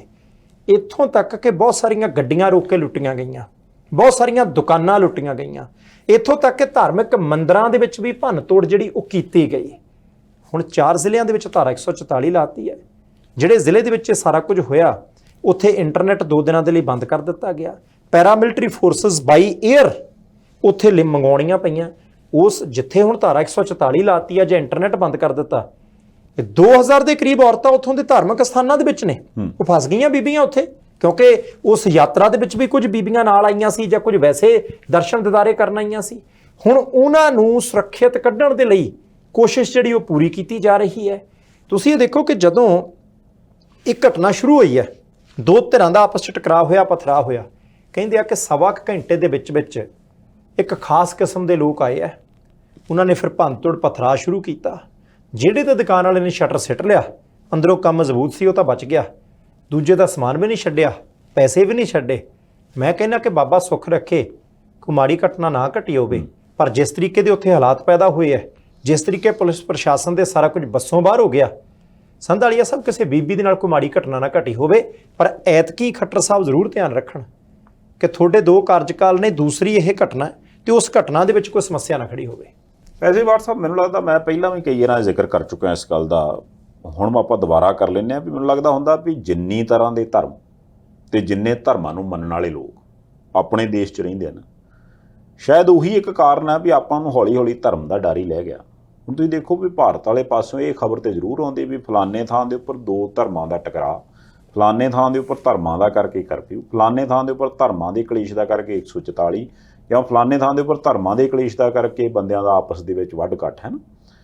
ਪਰ ਕਦੀ ਕੋਈ ਇਦਾਂ ਦੀ ਖਬਰ ਸੁਣੀ ਹੋਵੇ ਆਪਾਂ ਵੱਡੇ ਲੈਵਲ ਦੇ ਉੱਪਰ ਵੀ ਕਮਾਲ ਹੋ ਗਿਆ ਵੀ ਫਲਾਨੇ 5 ਜ਼ਿਲ੍ਹਿਆਂ ਦੇ ਵਿੱਚ ਫਲਾਨੇ ਧਰਮ ਨੂੰ ਮੰਨਣ ਵਾਲੇ ਲੋਕਾਂ ਨੇ ਅਚਾਨਕ ਕਹਿਤਾ ਵੀ ਅੱਜ ਤੋਂ ਬਾਅਦ ਬਸ ਪਿਓਰ ਸਤਯੁਗ ਜੀ। ਜੇ ਕੋਈ ਬੰਦਾ ਮਾੜਾ ਮੋੜ ਇਸ ਤੋਂ ਪਹਿਲਾਂ ਚੋਰੀ ਚਕਾਰੀ ਵੀ ਕਰਦਾ ਹੈ, ਉਹਨੇ ਵੀ ਹੱਥ ਬੰਨ੍ਹਦੇ ਵੀ ਨਾ ਵੀ ਅੱਜ ਤੋਂ ਬਾਅਦ ਇਹ ਕੰਮ ਕਰਨਾ ਨਹੀਂ, ਮਹਾਰਾਜ ਵੇਂਦਾ ਬਸ ਅੱਖਾਂ ਖੁੱਲ੍ਹ ਗਈਆਂ। ਕਦੀ ਕੋਈ ਖਬਰ ਆਈ ਹੋਵੇ ਵੀ ਇੰਨੇ ਵੱਡੇ ਲੈਵਲ ਦੇ ਉੱਪਰ ਆਪਾਂ ਨੂੰ ਕਦੀ ਕੁਛ ਇਹੋ ਜਿਹੀ ਚੀਜ਼ ਨਜ਼ਰ ਆਈ ਹੋਵੇ? ਮਤਲਬ ਇਹ ਵੀ ਜਿਹੜਾ ਤੇ ਰੱਬ ਆਪਾਂ ਨੇ ਆਪਣੇ ਅੰਦਰ ਵਸਦਾ ਉਹਦਾ ਆਪਾਂ ਨੂੰ ਡਰ ਡੁੱਕਰ ਕੋਈ ਨਹੀਂ। ਤੇ ਜਦੋਂ ਆਪਾਂ ਨੂੰ ਇਹੋ ਜਿਹਾ ਕੋਈ ਨਾ ਕੋਈ ਮੌਕਾ ਮਿਲ ਜਾਂਦਾ ਵੀ ਬਹਾਨਾ ਲੱਭ, ਜਿੱਦਾਂ ਹੁਣ ਗੱਲ ਤੁਹਾਡੀ ਸਹੀ ਹੈ ਕਿ ਜਿਸ ਹਿਸਾਬ ਨਾਲ ਉਹ ਸਾਰਾ ਕੁਝ ਹੋ ਗਿਆ, ਇੰਨੀ ਛੇਤੀ ਇੱਕਾ ਦੁੱਕਾ ਬੰਦੇ ਜਿਨ੍ਹਾਂ ਦੀਆਂ ਮਤਲਬ ਧਾਰਮਿਕ ਭਾਵਨਾਵਾਂ ਆਹਤ ਹੋਈਆਂ ਹੋਣ, ਉਹਨਾਂ ਦੇ ਦਿਮਾਗ 'ਚ ਪਲਾਨ ਨਹੀਂ ਆਉਂਦਾ ਵੀ ਸ਼ੋਅਰੂਮ 'ਚ ਚੱਲਦੇ ਹਾਂ ਤੇ ਮੋਟਰਸਾਈਕਲ ਕੱਢਾਂਗੇ ਉੱਥੋਂ, ਜਾਂ ਆਪਾਂ ਫਿਰ ਫਲਾਨੇ ਥਾਂ ਦੇ ਉੱਪਰ ਬੱਸ ਮਾਰ ਕੇ ਤੇ ਕੰਧ ਢਾਹ ਕੇ ਤੇ ਉਦੋਂ ਬਾਅਦ ਥਾਣੇ 'ਤੇ ਇੱਦਾਂ ਕਰੀਏ। ਇਹਦਾ ਮਤਲਬ ਕੁਛ ਨਾ ਕੁਛ ਕਿਤੇ ਹੋਰ ਦਿਮਾਗ ਦੇ ਵਿੱਚ ਚੱਲਦਾ। ਉਹਦਾ ਬਹਾਨਾ ਜ਼ਰੂਰ ਇਹੋ ਜਿਹੀਆਂ ਧਾਰਮਿਕ ਕਹਿ ਲਓ ਕਿ ਵੀ ਕਲੈਸ਼ ਜਿੱਥੇ ਕੋਈ ਨਿੱਕਾ ਮੋਟਾ ਹੁੰਦਾ ਉਹ ਬਣ ਜਾਂਦੇ ਨੇ, ਕਿਉਂਕਿ ਆਪਣੇ ਲੋਕਾਂ ਨੂੰ ਇਹ ਚੀਜ਼ ਸਿਖਾ ਦਿੱਤੀ ਗਈ ਹੈ ਵੀ ਜਿੱਥੇ ਧਰਮ ਦੀ ਗੱਲ ਆ ਜਾਵੇ ਉੱਥੇ ਬਸ ਤੁਸੀਂ ਇੱਦਾਂ ਹੋ ਜਾਓ। ਸਰਕਾਰਾਂ ਨੂੰ ਵੀ ਹੁੰਦਾ ਵੀ ਜਿੱਥੇ ਧਰਮ ਦੀ ਗੱਲ ਆ ਜਾਵੇ ਉੱਥੇ ਥੋੜ੍ਹਾ ਜਿਹਾ ਪਿੱਛੇ ਹੋ ਜਾਓ। ਯਾਰ ਕਿਤੇ ਇੱਦਾਂ ਤਾਂ ਨਹੀਂ ਵੀ ਅਸੀਂ ਇਹ ਜਿਹੜੀਆਂ ਚੀਜ਼ਾਂ ਅੱਗੇ ਪ੍ਰੈਜ਼ੈਂਟ ਕਰਨ ਲੱਗ ਪਏ ਹਾਂ ਉਹਨਾਂ ਚੀਜ਼ਾਂ ਨੂੰ ਹੀ ਢਾਲ ਬਣਾ ਕੇ ਇਹ ਨਵੀਂ ਤਰ੍ਹਾਂ ਦਾ ਕ੍ਰਾਈਮ ਕਰਨ ਵਾਲੇ ਬੰਦੇ ਸਾਹਮਣੇ ਆ ਗਏ। ਸੰਧਾਲੀਆ ਸਾਹਿਬ, ਮੈਂ ਨਾ ਇੱਥੇ 2 ਚੀਜ਼ਾਂ ਜ਼ਰੂਰ ਸਪਸ਼ਟ ਕਰਨਾ ਚਾਹੁੰਦਾ। ਜਦੋਂ ਜਾਟ ਰਾਖਵਾਂਕਰਨ ਅੰਦੋਲਨ ਦੇ ਵਿੱਚ ਉਹ ਸਾਰਾ ਕੁਝ ਹੋਇਆ ਸੀ, ਉਹ ਪੰਜਾਬ ਤੋਂ ਦਿੱਲੀ ਦੇ ਰਾਹ ਵਾਲਾ ਇਲਾਕਾ ਇੱਕ ਕਿਸਮ ਦਾ ਲਾ ਲਓ ਥੋੜ੍ਹਾ ਜਿਹਾ, ਉਦੋਂ ਅਦਾਲਤ ਨੇ ਜਦੋਂ ਸੂ ਮੋਟੋ ਨੋਟਿਸ ਲਿਆ ਸੀ, ਇੱਕ ਮਿੱਤਰ ਵਕੀਲ ਵੀ ਲਾਏ ਸੀ, ਅਨੁਪਮ ਸੀ ਉਹਨਾਂ ਦਾ ਨਾਮ, ਇੱਕ ਲਾਸਟ ਨਾਮ ਮੈਂ ਭੁੱਲ ਗਿਆ। ਉਦੋਂ ਕਈ ਬੰਦੇ ਜਿਹੜੇ ਗਵਾਹ ਬਣੇ ਸੀ, ਕਈ ਬੰਦੇ ਜਿਹੜੇ ਸ਼ਿਕਾਇਤਕਰਤਾ ਬਣੇ ਸੀ, ਉਹ ਪੁਲਿਸ ਦੇ ਕੋਲ ਜਾਣ ਨੂੰ ਰਾਜ਼ੀ ਨਹੀਂ ਸੀ। ਉਹ ਕਹਿੰਦੇ ਸੀ ਅਦਾਲਤ ਨੂੰ ਤਾਂ ਦੱਸ ਦਿਆਂਗੇ, ਪੱਤਰਕਾਰਾਂ ਨੂੰ ਦੱਸ ਦਿਆਂਗੇ, ਪੁਲਿਸ ਕਹਿੰਦੇ ਉੱਥੇ ਕੀ ਜਾਣਾ। ਕਿਤੇ ਨਾ ਕਿਤੇ ਉਹਨਾਂ ਨੂੰ ਲੱਗਦਾ ਸੀ ਕਿ ਕੋਈ ਰਲੀ ਮਿਲੀ ਭੁਗਤਾ ਨਹੀਂ, ਕਿਤੇ ਕੋਈ ਨਰਮੀ ਤਾਂ ਨਹੀਂ ਵਰਤੀ ਗਈ ਕਿਸੇ ਦੇ ਨਾਲ। ਉਹਦੇ ਤੋਂ ਬਾਅਦ ਤੁਸੀਂ ਦੇਖੋ ਕਿ ਸੈਂਕੜੇ ਬੰਦਿਆਂ ਦਾ ਕੰਮ ਸੀ, ਉਹ 5 7 10 20 ਦਾ ਨਹੀਂ ਸੀ। ਕੀ ਸਾਰਿਆਂ ਨੂੰ ਸਜ਼ਾਵਾਂ ਮਿਲ ਗਈਆਂ? ਜੇ ਤੁਸੀਂ ਇੱਕ ਵਾਰੀ ਸਬਕ ਸਿਖਾਇਆ ਹੋਵੇ ਨਾ, ਜੇ ਤੁਹਾਡੇ ਮਨ ਦੇ ਵਿੱਚ ਹੋਵੇ ਕਿ ਭਾਈ ਇਹ ਸਾਡੇ ਮੱਥੇ ਤੇ ਕਲੰਕ ਵਰਗੀ ਗੱਲ ਹੈ ਜੇ ਸਾਡੇ ਸੂਬੇ ਦੇ ਵਿੱਚ ਇਹ ਕੁਝ ਹੋਇਆ, ਜੇ ਉਹ ਸਾਰਾ ਕੁਝ ਠੀਕ ਤਰੀਕੇ ਟੈਕਲ ਕੀਤਾ ਹੁੰਦਾ, ਬੰਦੇ ਉਹ ਸਾਰੇ ਜੇਲ੍ਹਾਂ ਦੇ ਵਿੱਚ ਹੁੰਦੇ ਤੇ ਲੋਕ ਯਾਦ ਰੱਖਦੇ ਕਿ ਭਾਈ ਸਾਡੇ ਸੂਬੇ 'ਚ ਆਹ ਕੁਝ ਹੋਇਆ ਸੀ ਤੇ ਉਹਦੀਆਂ ਸਜ਼ਾਵਾਂ ਇੰਨੀਆਂ ਸਖਤ ਮਿਲਦੀਆਂ, ਆਹ ਘਟਨਾ ਨਹੀਂ ਸੀ ਘਟ ਸਕਦੀ। ਹੁਣ ਪਹਿਲਿਆਂ ਨੂੰ ਸਜ਼ਾ ਪੂਰੀ ਮਿਲੀ ਨਹੀਂ, ਦੂਸਰੇ ਪਾਸੇ ਆ ਕੰਮ ਹੋਣ ਲੱਗ ਪਿਆ। ਹਾਂ, ਇੱਕ ਚੀਜ਼ ਹੋਰ ਕਿ ਕੋਈ ਬੰਦਾ ਇਹ ਮਤ ਸੋਚੇ, ਇਹ ਅਸੀਂ ਜਦੋਂ ਪ੍ਰੋਗਰਾਮ ਕਰ ਰਹੇ ਹਾਂ ਉਦੋਂ ਦੀ ਗੱਲ ਕਰ ਰਹੇ ਹਾਂ, ਦਿੱਲੀੋਂ ਜਿਹੜੇ ਲੋਕ ਪੰਜਾਬ ਨੂੰ ਆ ਰਹੇ ਨੇ, ਕੋਈ ਪੰਜਾਬ ਤੋਂ ਦਿੱਲੀ ਨੂੰ ਜਾ ਰਹੇ ਹੈ, ਉਸ ਰਾਹ 'ਚ ਕੋਈ ਖਤਰਾ ਨਹੀਂ ਹੁਣ ਤੱਕ ਜਦੋਂ ਅਸੀਂ ਇਹ ਗੱਲ ਕਰ ਰਹੇ ਹਾਂ। ਉਹਦੇ ਤੋਂ ਅੱਗੇ ਪਿੱਛੇ ਮੈਨੂੰ ਲੱਗਦਾ ਖਤਰਾ ਪੈਦਾ ਵੀ ਨਹੀਂ ਹੋਣਾ, ਕੋਈ ਬਹੁਤੇ ਅਸਾਰ ਨਹੀਂ। ਹਾਂ, ਫਰੀਦਾਬਾਦ ਦਿੱਲੀ ਤੋਂ ਦੂਰ ਨਹੀਂ ਹੈ, ਨਾਲ ਹੀ ਲੱਗਦਾ। ਗੁਰੂਗ੍ਰਾਮ ਦਿੱਲੀ ਤੋਂ ਦੂਰ ਨਹੀਂ ਹੈ, ਨਾਲ ਹੀ ਲੱਗਦਾ। ਪਰ ਇਹ ਪੰਜਾਬ ਤੇ ਦਿੱਲੀ ਦੇ ਰਸਤੇ ਤੇ ਜਿਹਨੇ ਦੂਜੇ ਪਾਸੇ ਦੀਆਂ ਘਟਨਾਵਾਂ ਨੇ ਸਾਰੀਆਂ, ਇਹ ਰਾਜਸਥਾਨ ਦੇ ਨਾਲ ਲੱਗਦਾ ਜਿਹੜਾ ਉਹ ਇਲਾਕਾ। ਹੁਣ ਉੱਥੇ 4 ਜ਼ਿਲ੍ਹਿਆਂ ਦੇ ਵਿੱਚ ਮੈਨੂੰ ਲੱਗਦਾ ਕਿ ਸਰਕਾਰ ਕਾਬੂ ਕਰ ਲਊ। ਉੱਪਰੋਂ ਵੈਸੇ ਵੀ ਲੋਕ ਸਭਾ ਦੀ ਇਲੈਕਸ਼ਨ ਹੈ, ਪਰ ਇੱਕ ਚੀਜ਼ ਸੰਧਾਲੀਆ ਸਭ ਹੋਰ, ਉੱਪਰ ਆਪਣੇ ਚੀਨ ਬੈਠਾ, ਥੱਲੇ ਸ਼੍ਰੀਲੰਕਾ ਕਾਹਦਾ ਚੀਨ ਹੀ ਬੈਠਾ ਹੈ, ਇੱਧਰਲੇ ਪਾਕਿਸਤਾਨ ਕਾਹਦਾ ਚੀਨ ਹੀ ਬੈਠਾ ਹੈ, ਉਧਰਲੇ ਪਾਸੇ ਬਰਮਾ ਕਾਹਦਾ ਚੀਨ ਹੀ ਬੈਠਾ ਹੈ, ਜਿੱਥੇ ਮਣੀਪੁਰ ਦੇ ਲਾਗੇ ਸਭ ਕੁਝ ਘਟਦਾ। ਜਾਣੀ ਇੱਕ ਗੱਲ ਅਸੀਂ ਜ਼ਰੂਰ ਸੋਚੀ ਹੈ ਕਿ ਅਸੀਂ ਦਬਕਾ ਦੁਬਕਾ ਮਾਰ ਦਿੰਨੇ ਆ, ਅਸੀਂ ਕਈ ਵਾਰ ਕਹਿ ਦਿੰਦੇ ਕਿ ਅਸੀਂ ਬਹੁਤ ਵਧੀਆ ਹੈ, ਪਰ ਆ ਜਿੱਦਾਂ ਮਿੱਟੀ ਦਾ ਤੇਲ ਪਾ ਕੇ ਮੁੜ ਕੇ ਤੀਲ ਮੜੀ ਜੀ ਲਾਗੇ ਲਿਜਾਣ ਦੀ ਲੋੜ ਹੁੰਦੀ ਆ, ਭਾਂਬੜ ਮੱਚ ਜਾਂਦਾ ਨਾ। ਇਹ ਸਾਰਾ ਕੁਝ ਦੱਸਦਾ ਕਿ ਸਾਨੂੰ ਸਭ ਤੋਂ ਪਹਿਲਾਂ ਅੰਦਰੋਂ ਮਜ਼ਬੂਤ ਹੋਣ ਦੀ ਲੋੜ ਹੈ। ਸਾਡੇ ਲੋਕਾਂ ਦੇ ਵਿੱਚ ਆਪਸ ਵਿੱਚ ਇੰਨੀ ਬੇਵਿਸ਼ਵਾਸੀ ਹੈ, ਇੰਨਾ ਕੁਛ ਕਿ ਧਰਮ ਦੇ ਨਾਂ ਦੇ ਉੱਤੇ ਲੁੱਟਾਂ ਮਾਰਾਂ ਹੋਣ ਲੱਗ ਪੈਂਦੀਆਂ, ਧਰਮ ਦੇ ਨਾਂ ਦੇ ਉੱਤੇ ਆ ਕੁਛ। ਕੌਣ ਕਹੂਗਾ ਕਿ ਇਹ ਧਾਰਮਿਕ ਬੰਦਿਆਂ ਦਾ ਕੰਮ ਹੈ? ਅਸੀਂ ਨਹੀਂ ਕਹਿੰਦੇ ਕਸੂਰ ਕਿਹਦਾ ਨਹੀਂ ਹੈਗਾ, ਉਹ ਤਾਂ ਜਾਂਚ ਪੜਤਾਲ ਹੋਊਗੀ, ਅਦਾਲਤਾਂ ਦਾ ਕੰਮ ਹੈ। ਪਰ ਇਹ ਜੋ ਕੁਛ ਦਿਨ ਦਿਹਾੜੇ ਉੱਥੇ ਹੋ ਰਿਹਾ ਉਹ ਬਹੁਤ ਖਤਰਨਾਕ ਹੈ ਤੇ ਸਖਤ ਸਜ਼ਾਵਾਂ ਮਿਲਣ ਜਿਹੜੇ ਵੀ ਬੰਦੇ ਕਿੱਥੇ ਦੋਸ਼ੀ ਨੇ। ਤੁਸੀਂ ਦੇਖੋ, ਇਹ ਸਾਰਾ ਕੁਝ ਮੈਨੂੰ ਲੱਗਦਾ ਹੁੰਦਾ ਵੀ ਜੇ ਉਹ ਜਿੰਨੇ ਵੀ ਧਰਮ ਨੇ, ਉਹਨਾਂ ਧਰਮਾਂ ਦੇ ਜਿੰਨੇ ਵੀ ਬਾਨੀ ਹੋਏ ਆ ਨਾ, ਜਿਨ੍ਹਾਂ ਵੱਲੋਂ ਵੀ ਉਹ ਧਰਮ ਜਿਹੜਾ ਗਾਂ ਅੱਗੇ ਚਲਾਇਆ ਗਿਆ, ਜਾਂ ਜਿਹੜੇ ਲੋਕ ਵੀ ਉਸ ਧਰਮ ਦੇ ਥਰੂ ਆਪਣੇ ਉਸ ਇਸ਼ਟ ਨੂੰ ਮੰਨਦੇ ਆ, ਇਹ ਕਿਤੇ ਉਹਨਾਂ ਤੱਕ ਇਹ ਗੱਲ ਪਹੁੰਚਦੀ ਹੋਵੇ ਜਾਂ ਉਹਨਾਂ ਨੂੰ ਕੋਈ ਪੁੱਛੇ ਕਿ ਵੀ ਹਾਂਜੀ ਅਸੀਂ ਤੁਹਾਡੇ ਪੈਰੋਕਾਰ ਹਾਂ ਜੀ, ਬਹੁਤ ਵਧੀਆ ਕੰਮ ਕਰ ਰਹੇ ਹਾਂ, ਤੇ ਮੈਂ ਨਾ ਵੀ ਉਹ ਅੱਗੋਂ ਕੀ ਜਵਾਬ ਦੇਣਗੇ ਵੀ ਹਾਂ ਵੀ ਕੀ ਚੰਨ ਚਾੜਨ ਲੈ ਜੇ ਤੁਸੀਂ। ਪਰ ਉਸ ਐਂਗਲ ਤੋਂ ਨਾ ਕਦੀ ਕੋਈ ਸੋਚ ਕੇ ਰਾਜ਼ੀ, ਨਾ ਕਦੀ ਕੁਛ ਕਰਕੇ ਰਾਜ਼ੀ ਆ। ਪਰ ਹਾਂ ਚਲੋ, ਆਪਾਂ ਤਾਂ ਕਈ ਵਾਰ ਇਸ ਚੀਜ਼ ਦੀ ਬੇਨਤੀ ਕਰਦੇ ਰਹੇ ਹਾਂ ਵੀ ਹਾਂ, ਜਿਸ ਤਰ੍ਹਾਂ ਆਪਾਂ ਰਾਜਨੀਤੀ ਤੇ ਧਰਮ ਨਾਲ ਗੱਡ ਕਰ ਲਿਆ ਨਾ ਦੇਸ਼ ਦੇ ਵਿੱਚ, ਇਹਨੂੰ ਥੋੜ੍ਹਾ ਜਿਹਾ ਵੱਖ ਕਰਕੇ ਦੇਖਣਾ ਪੈਣਾ ਤਾਂ ਜੋ ਲੋਕਾਂ ਦੀ ਧਾਰਮਿਕ ਆਸਥਾ ਉਹਦੇ ਅੰਦਰ ਤੱਕ ਰਵੇ, ਉਹ ਗਲੀਆਂ ਸੜਕਾਂ ਮਹੱਲਿਆਂ ਜਾਂ ਇਸ ਤਰ੍ਹਾਂ ਅੱਗਾਂ ਤੱਕ ਨਾ ਜਾਵੇ, ਤੇ ਜਿਹੜਾ ਕਾਨੂੰਨ ਆ ਉਹਨੂੰ ਵੀ ਪਤਾ ਹੋਵੇ ਵੀ ਅਸੀਂ ਕਿੱਥੋਂ ਸ਼ੁਰੂ ਹੁੰਦੇ ਤੇ ਕਿੱਥੇ ਜਾ ਕੇ ਅਸੀਂ ਖਤਮ ਹੋਣਾ, ਤਾਂ ਜੋ ਜਿਹੜਾ ਬੰਦਾ ਆਮ ਇੱਕ ਵਿਚਰਦਾ ਫਿਰਦਾ ਉਹਨੂੰ, ਚਲੋ ਬਾਕੀ ਘਟਨਾਵਾਂ ਦੇ ਦੁਨੀਆ ਭਰ 'ਚ ਕਈ ਤਰ੍ਹਾਂ ਦੀਆਂ ਵਾਪਰਦੀਆਂ ਰਹਿੰਦੀਆਂ, ਪਰ ਘੱਟੋ ਘੱਟ ਧਰਮ ਦੇ ਪੁਆਇੰਟ ਆਫ ਵਿਊ ਤੋਂ ਜਿਹੜੀ ਚੀਜ਼ ਦਾ ਕਰਕੇ ਅਗਲਾ ਕਹਿੰਦਾ ਵੀ ਮੇਰਾ ਮਨੁੱਖਾ ਮੈਨੂੰ ਜਨਮ ਮਿਲਿਆ ਤੇ ਇਹਦੇ 'ਚ ਮੈਂ ਚੰਗੇ ਕੰਮ ਕਰ ਲਵਾਂ ਤੇ ਗਾਂ ਮੇਰੀ ਉਹ ਜਾਣੇ ਗਤੀ ਹੋ ਜਾਊਗੀ, ਜਿਹੜੀ ਉਸ ਰਾਹ ਦੇ ਵਿੱਚ ਵੀ ਜਾ ਕੇ ਉਹਦੀ ਗਤੀ ਇੱਥੇ ਨਹੀਂ ਹੋਣ ਡਈ ਵੀ ਕਿਤੇ ਅੱਗ ਲੱਗ ਗਈ, ਕਦੀ ਕੁਛ ਹੋਰ ਹੋ ਗਿਆ, ਘੱਟੋ ਘੱਟ ਉਹ ਨਾ ਹੋਈ।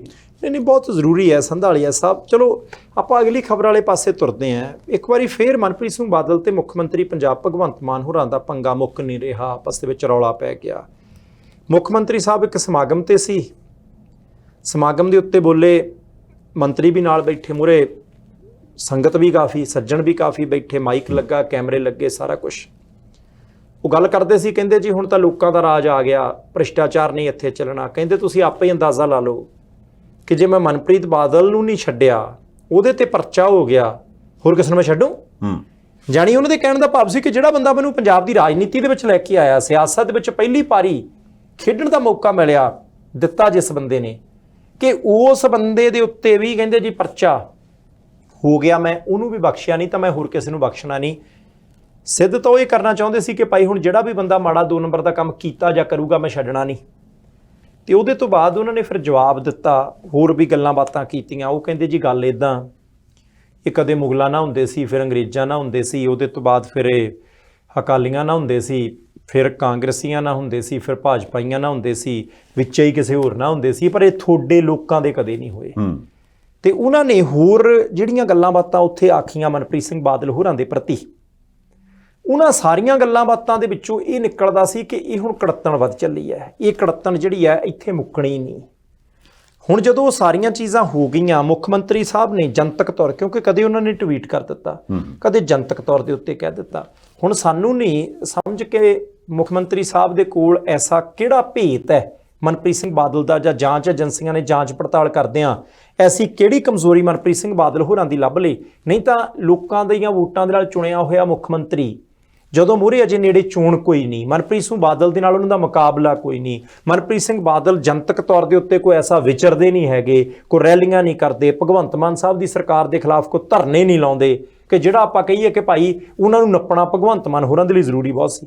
ਪਰ ਇਹਦੇ ਬਾਵਜੂਦ ਵੀ ਜਦੋਂ ਭਗਵੰਤ ਮਾਨ ਹੋਰੀ ਬਾਰ-ਬਾਰ ਕਹਿ ਰਹੇ ਆ, ਉਹ ਕਹਿੰਦੇ ਜੀ ਗੱਲ ਇੱਦਾਂ ਹੈ, ਮੈਂ ਤਾਂ ਉੱਥੇ ਦਾ ਉੱਥੇ ਖੜਾ ਜਿੱਥੇ ਪੀਪਲਜ਼ ਪਾਰਟੀ ਆਫ ਪੰਜਾਬ ਖੜੀ ਸੀ, ਮਨਪ੍ਰੀਤ ਬਾਦਲ ਹੋਰੀ ਨਹੀਂ ਖੜੇ ਹੋਏ। ਇਹ ਕਦੇ ਭਾਜਪਾ ਚਲੇ ਗਿਆ, ਕਦੇ ਕਾਂਗਰਸ ਦੇ ਵਿੱਚ ਚਲੇ ਗਿਆ। ਸ਼ਹੀਦਾਂ ਦੀ ਧਰਤੀ ਦੀ ਕਹਿੰਦੇ ਮਿੱਟੀ ਪਿੰਡ ਦੀ ਦਿਖਾਓ ਕਿੱਥੇ ਹੈ। ਇਹਨਾਂ ਨੇ ਤਾਂ ਕੋਈ ਆਪਣਾ ਆਧਾਰ ਛੱਡਿਆ ਹੀ ਨਹੀਂ, ਕੋਈ ਸਿਧਾਂਤ ਇੱਧਰ ਉੱਧਰ ਕੀਤਾ ਹੀ ਕੋਈ ਨਹੀਂ।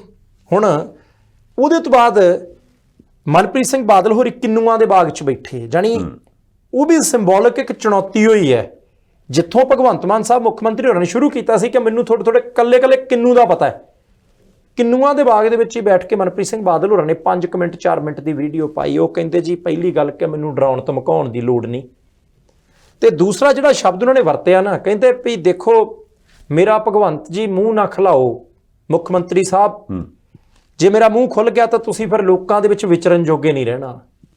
ਫਿਰ ਉਹ ਕਹਿੰਦੇ ਜੀ ਤੁਸੀਂ ਮੈਨੂੰ ਸਿਧਾਂਤ ਦੱਸਦੇ ਹੋ, ਤੁਹਾਨੂੰ ਉਹ ਵੀ ਸਮਾਂ ਯਾਦ ਹੋਣਾ ਜਦੋਂ ਮੇਰੀ ਗੱਡੀ ਦੀ ਡਿੱਗੀ ਤੇ ਰੁੜਦੇ ਫਿਰਦੇ ਹੁੰਦੇ ਸੀ।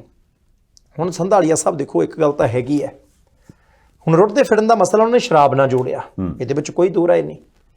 ਭਗਵੰਤ ਮਾਨ ਹੋਰੀ ਪਹਿਲਾਂ ਪੀਂਦੇ ਸੀ, ਫਿਰ ਉਹਨਾਂ ਨੇ ਇੱਕ ਵਾਰੀ ਸਟੇਜ ਦੇ ਉੱਤੇ ਜਾ ਕੇ ਆਪਣੀ ਮਾਤਾ ਨੂੰ ਕੋਲ ਖੜਾ ਕੇ ਇਹ ਕਿਹਾ ਸੀ ਕਿ ਭਾਈ ਮੈਂ ਆਪਣੀ ਮਾਂ ਦੀ ਸਹੁੰ ਖਾਨਾ।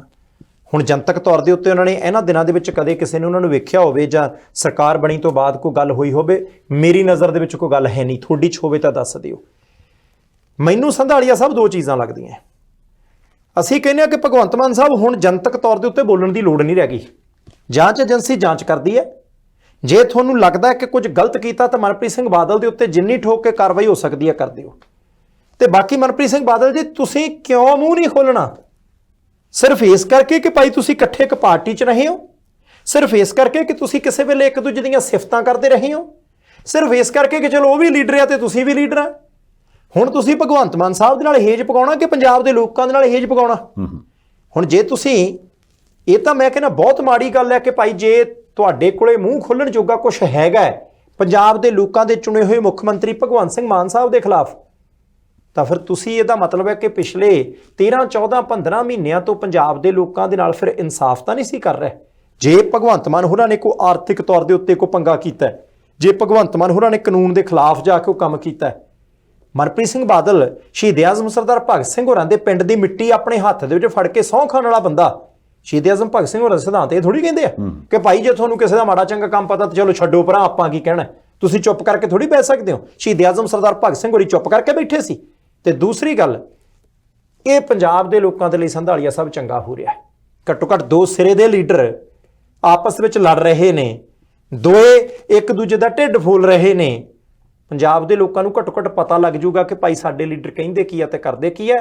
ਜੇ ਭਗਵੰਤ ਮਾਨ ਸਾਹਿਬ ਤੁਹਾਡੇ ਕੋਲੇ ਕੁਛ ਹੈਗਾ, ਪਰਚਾ ਤਾਂ ਸਾਨੂੰ ਨਹੀਂ ਪਤਾ ਪਰਚਾ ਉਹ ਕਿੱਥੇ ਹੋਇਆ ਜਾਂ ਕਿੱਥੇ ਨਹੀਂ ਹੋਇਆ, ਤੁਸੀਂ ਠੋਕ ਕੇ ਕਹਿੰਦੇ ਹੋ ਵਧੀਆ। ਜੇ ਤੁਸੀਂ ਭ੍ਰਿਸ਼ਟ ਲੀਡਰਾਂ ਦੇ ਖਿਲਾਫ ਕਾਰਵਾਈ ਕਰਦੇ ਹੋ ਤਾਂ ਪੰਜਾਬ ਦੇ ਲੋਕ ਤੁਹਾਡੀ ਪਿੱਠ ਥਾਪੜਨਗੇ, ਪਰ ਉਹ ਬਦਲਾਖੋਰੀ ਤਹਿਤ ਨਾ ਹੋਵੇ। ਤੇ ਬਾਕੀ ਮਨਪ੍ਰੀਤ ਸਿੰਘ ਬਾਦਲ ਜੀ ਤੁਸੀਂ ਕਿੰਨੂਆਂ ਦੇ ਬਾਗ 'ਚ ਬੈਠੇ, ਬਹੁਤ ਚੰਗਾ, ਤੁਸੀਂ ਜਵਾਬ ਦੇ ਰਹੇ ਹੋ, ਬਹੁਤ ਚੰਗਾ। ਪਰ ਜੇ ਤੁਸੀਂ ਗੱਲ ਢਿੱਡ ਦੇ ਵਿੱਚ ਰੱਖ ਲਈ, ਇਹਦਾ ਮਤਲਬ ਹੈ ਕਿ ਤੁਸੀਂ ਸਿਆਸਤਦਾਨਾਂ ਦਾ ਤਾਂ ਹੇਜ ਪੂਰ ਰਹੇ ਹੋ, ਪਰ ਤੁਸੀਂ ਪੰਜਾਬ ਦੇ ਲੋਕਾਂ ਦੇ ਨਾਲ ਫਿਰ ਬਹੁਤਾ ਇਨਸਾਫ ਨਹੀਂ ਕਰ ਰਹੇ। ਇਹ ਸਾਰੀ ਗੱਲਬਾਤ 'ਚ ਨਾ ਇੱਕ ਹੋਰ ਐਂਗਲ ਹੈ ਜਿਹੜਾ ਕਿ ਅਲੱਗ-ਅਲੱਗ ਥਾਵਾਂ ਤੇ ਚਰਚਾ ਦਾ ਵਿਸ਼ਾ ਬਣ ਗਿਆ। ਹੁਣ ਆਉਣ ਵਾਲੇ ਦਿਨਾਂ 'ਚ ਉਹ ਕਿੱਧਰ ਨੂੰ ਜਾਂਦਾ ਕਿੱਧਰ ਨੂੰ ਨਹੀਂ ਜਾਂਦਾ ਪਤਾ ਨਹੀਂ। ਉਹ ਐਂਗਲ ਇਹ ਕਹਿੰਦਾ, ਜਦੋਂ ਤੁਸੀਂ ਅੱਗੇ ਸਟਾਰਟਿੰਗ 'ਚ ਕਿਹਾ ਨਾ ਕਿ ਵੀ ਯਾਰ ਕੋਈ ਧਰਨਾ ਨਹੀਂ ਦੇ ਰਹੇ, ਕੁਛ ਕਹਿ ਨਹੀਂ ਰਹੇ, ਤੇ ਅਚਾਨਕ ਮਨਪ੍ਰੀਤ ਬਾਦਲ ਕਿੱਥੋਂ ਆ ਗਏ।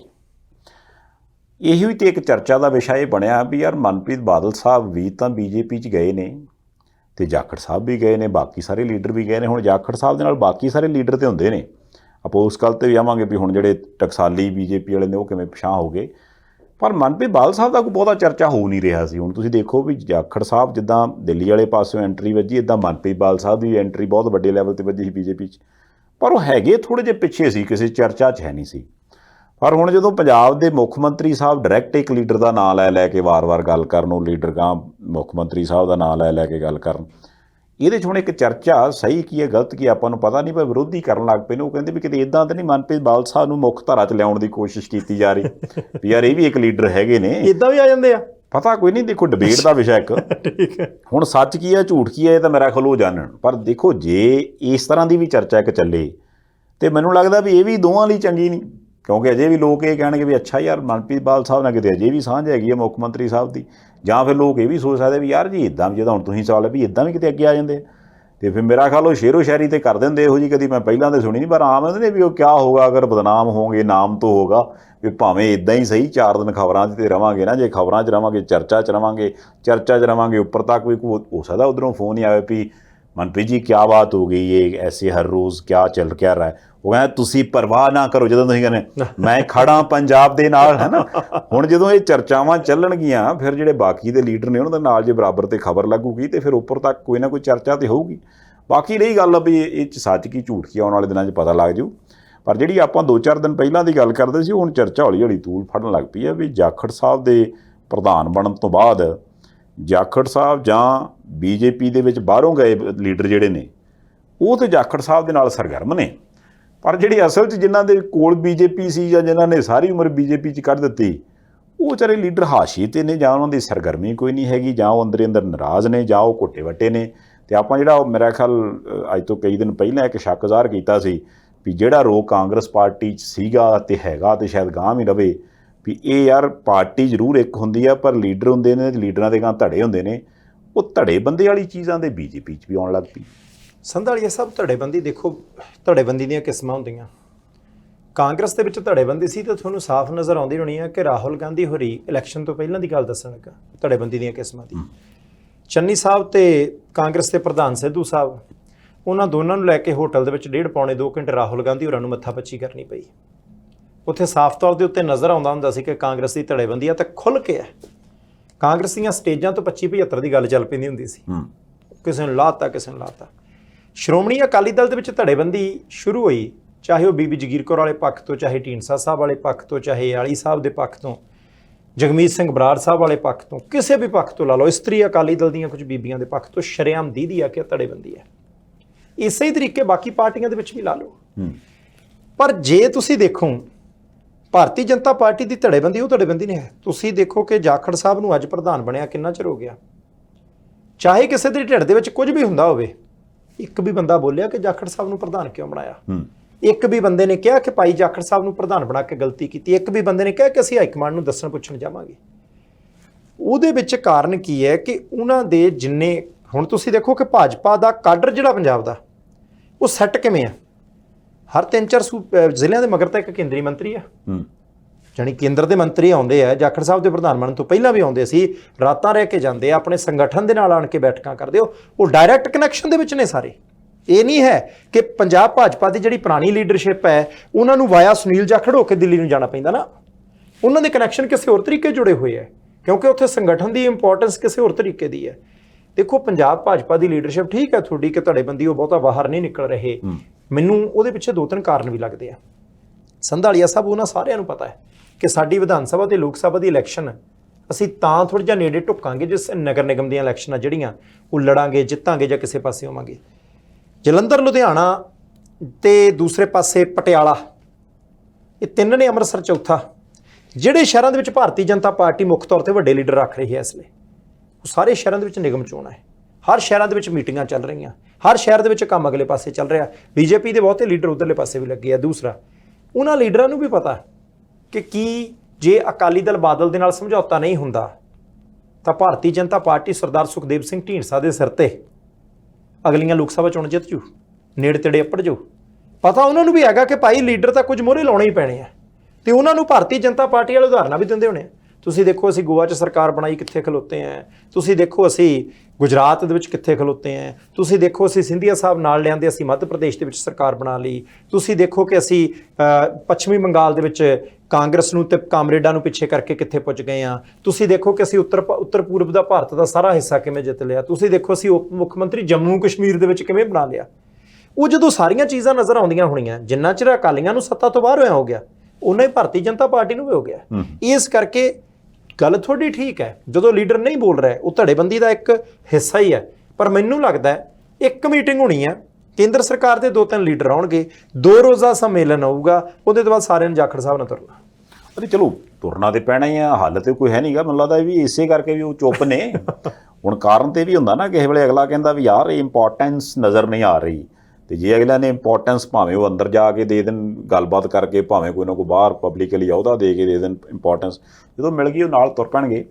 ਦੂਜੀ ਗੱਲ ਤੁਸੀਂ ਸੁਖਦੇਵ ਸਿੰਘ ਢੀਂਡਸਾ ਸਾਹਿਬ ਦੀ ਕੀਤੀ। ਸੁਖਦੇਵ ਸਿੰਘ ਢੀਂਡਸਾ ਸਾਹਿਬ ਹੁਣ ਹੌਲੀ ਹੌਲੀ ਸਰਗਰਮ ਹੋਣ ਲੱਗ ਪਏ ਨੇ। ਮੈਨੂੰ ਲੱਗਦਾ ਹੁਣ ਅਲੱਗ-ਅਲੱਗ ਥਾਵਾਂ 'ਤੇ ਜਾ ਕੇ ਮੀਟਿੰਗਾਂ ਕਰਨੀਆਂ, ਅਲੱਗ-ਅਲੱਗ ਥਾਵਾਂ 'ਤੇ ਜਾ ਕੇ ਬਿਆਨਬਾਜ਼ੀਆਂ ਕਰਨੀਆਂ, ਅਲੱਗ-ਅਲੱਗ ਥਾਵਾਂ 'ਤੇ ਜਾ ਕੇ ਇਹ ਕਹਿਣਾ ਕਿ ਵੀ ਹਾਂਜੀ ਸਾਡਾ ਹੁਣ ਧਿਆਨ ਜਿਹੜਾ ਹੈ ਉਹ ਸਿੱਖਾਂ ਦੇ ਮਸਲਿਆਂ ਵਾਲੇ ਪਾਸੇ, ਜਿੱਦਾਂ ਉਹਨਾਂ ਨੇ ਕਿਹਾ ਵੀ ਮੈਂ ਬੰਦੀ ਸਿੱਖਾਂ ਦਾ ਮਸਲਾ ਜਾਂ ਜੋ ਹੋਰ ਸਿੱਖਾਂ ਨਾਲ ਰਿਲੇਟਡ ਮਸਲੇ ਨੇ ਇਹਨਾਂ ਦੇ ਬਾਰੇ 'ਚ ਪ੍ਰਧਾਨ ਮੰਤਰੀ ਸਾਹਿਬ ਨਾਲ ਗੱਲ ਕੀਤੀ ਜਾਂ ਉਹਨਾਂ ਨੂੰ ਚਿੱਠੀ ਲਿਖੀ ਹੈ।